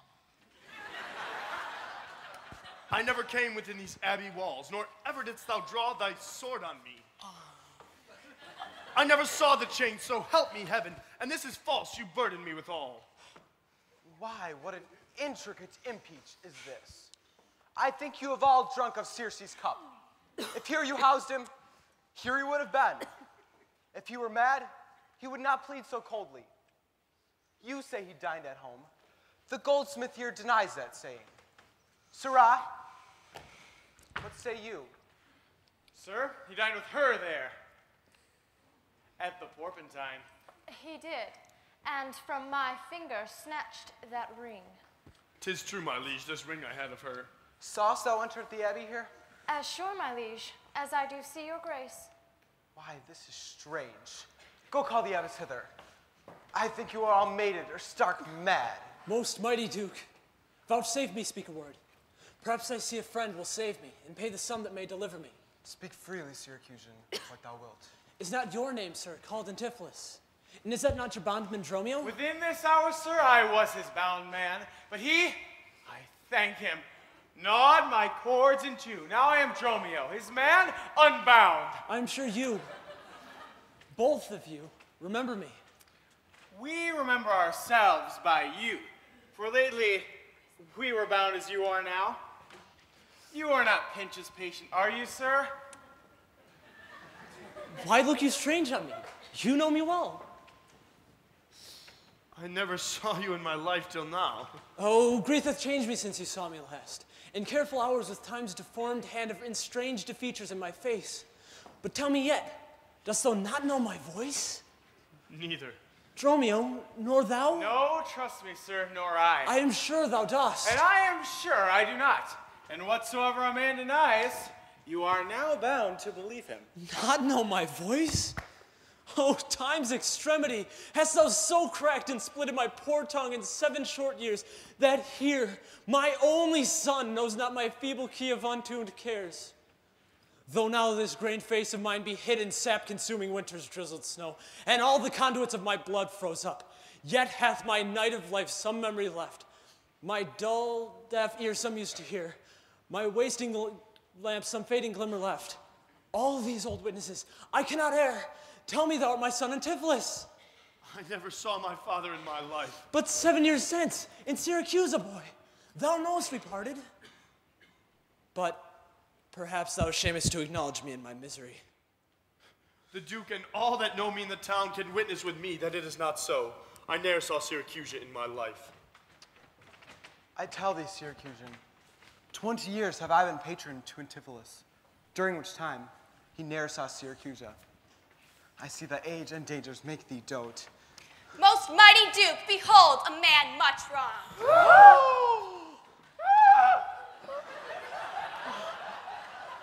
I see 2 husbands, or mine eyes deceive me. One of these men is genius to the other, and so of these. Which is the natural man, and which the spirit? Who deciphers them?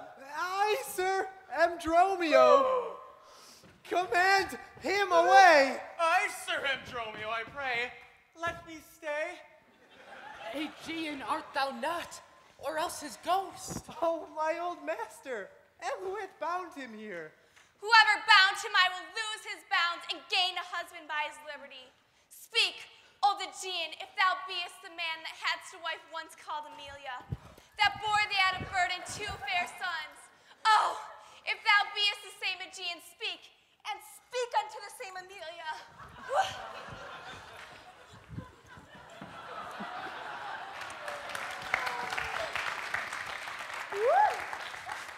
For I dream not, thou art Amelia. But if thou art she, where is the son that floated with thee on the fatal raft?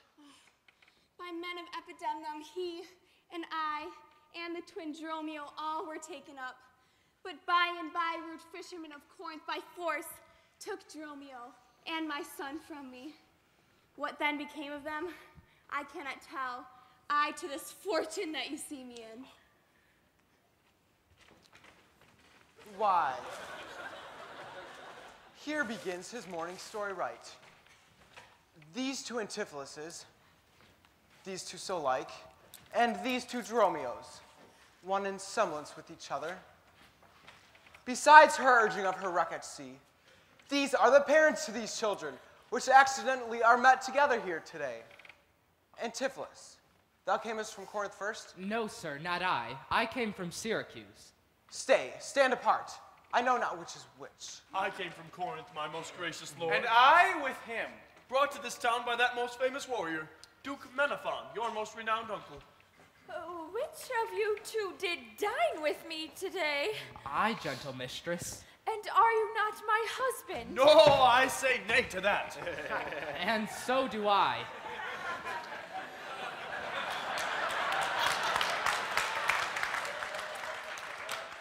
Yet did she call me so.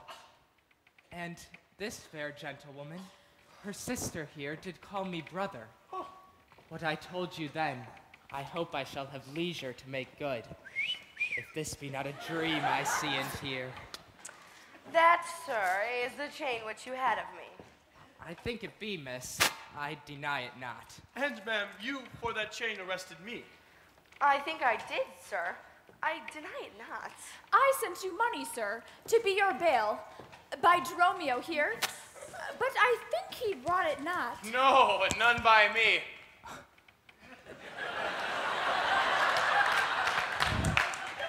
This purse of ducats I received from you, and Dromio, my man, did bring them me. I see we still didn't meet each other's man, and I was taken for him, and he for me, and thereupon these errors are arose. These ducats pawn I for my father here. It hath not need. Thy father hath his life. Sir, I must have my diamond from you. There it is, and much thanks for my good cheer. Renowned Duke, vouchsafe to take the pains to go with us into the abbey here, and here at large discourse all our fortunes and all that are assembled in this place, that by the sympathized one day's error have suffered wrong. Go, keep us company, and we shall make full satisfaction. 33 years have I but gone in travail of you, my sons, until this present hour my heavy burden never delivered. The Duke, my husband, and my children both, and you, the calendars of their nativity. Go to a gossip's feast, and go with me, after so long's grief, such festivity. With all my heart, I'll gossip at this feast.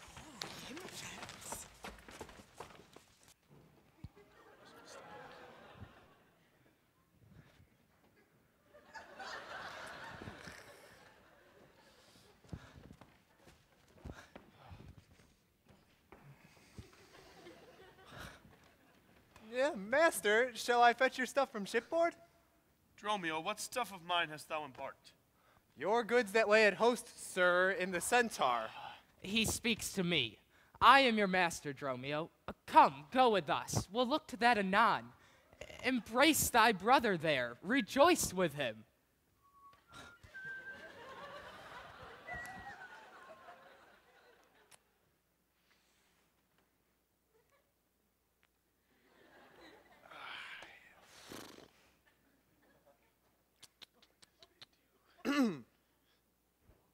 Yeah, there is a fat friend at your master's house.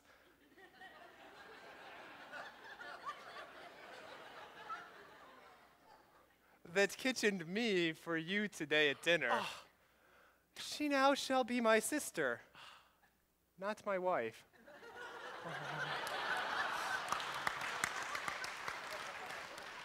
Methinks you are my glass and not my brother, and I see by you I am a sweet-faced youth. Will you come and listen to their gossiping? Not I, sir. You are my elder. Now there's a question. How shall we try it? We'll draw cuts for this, senior. Till then, lead thou first. Nay, nay. Then thus, we came into this world like brother and brother. Now let us go, hand in hand, not one before another. Ha!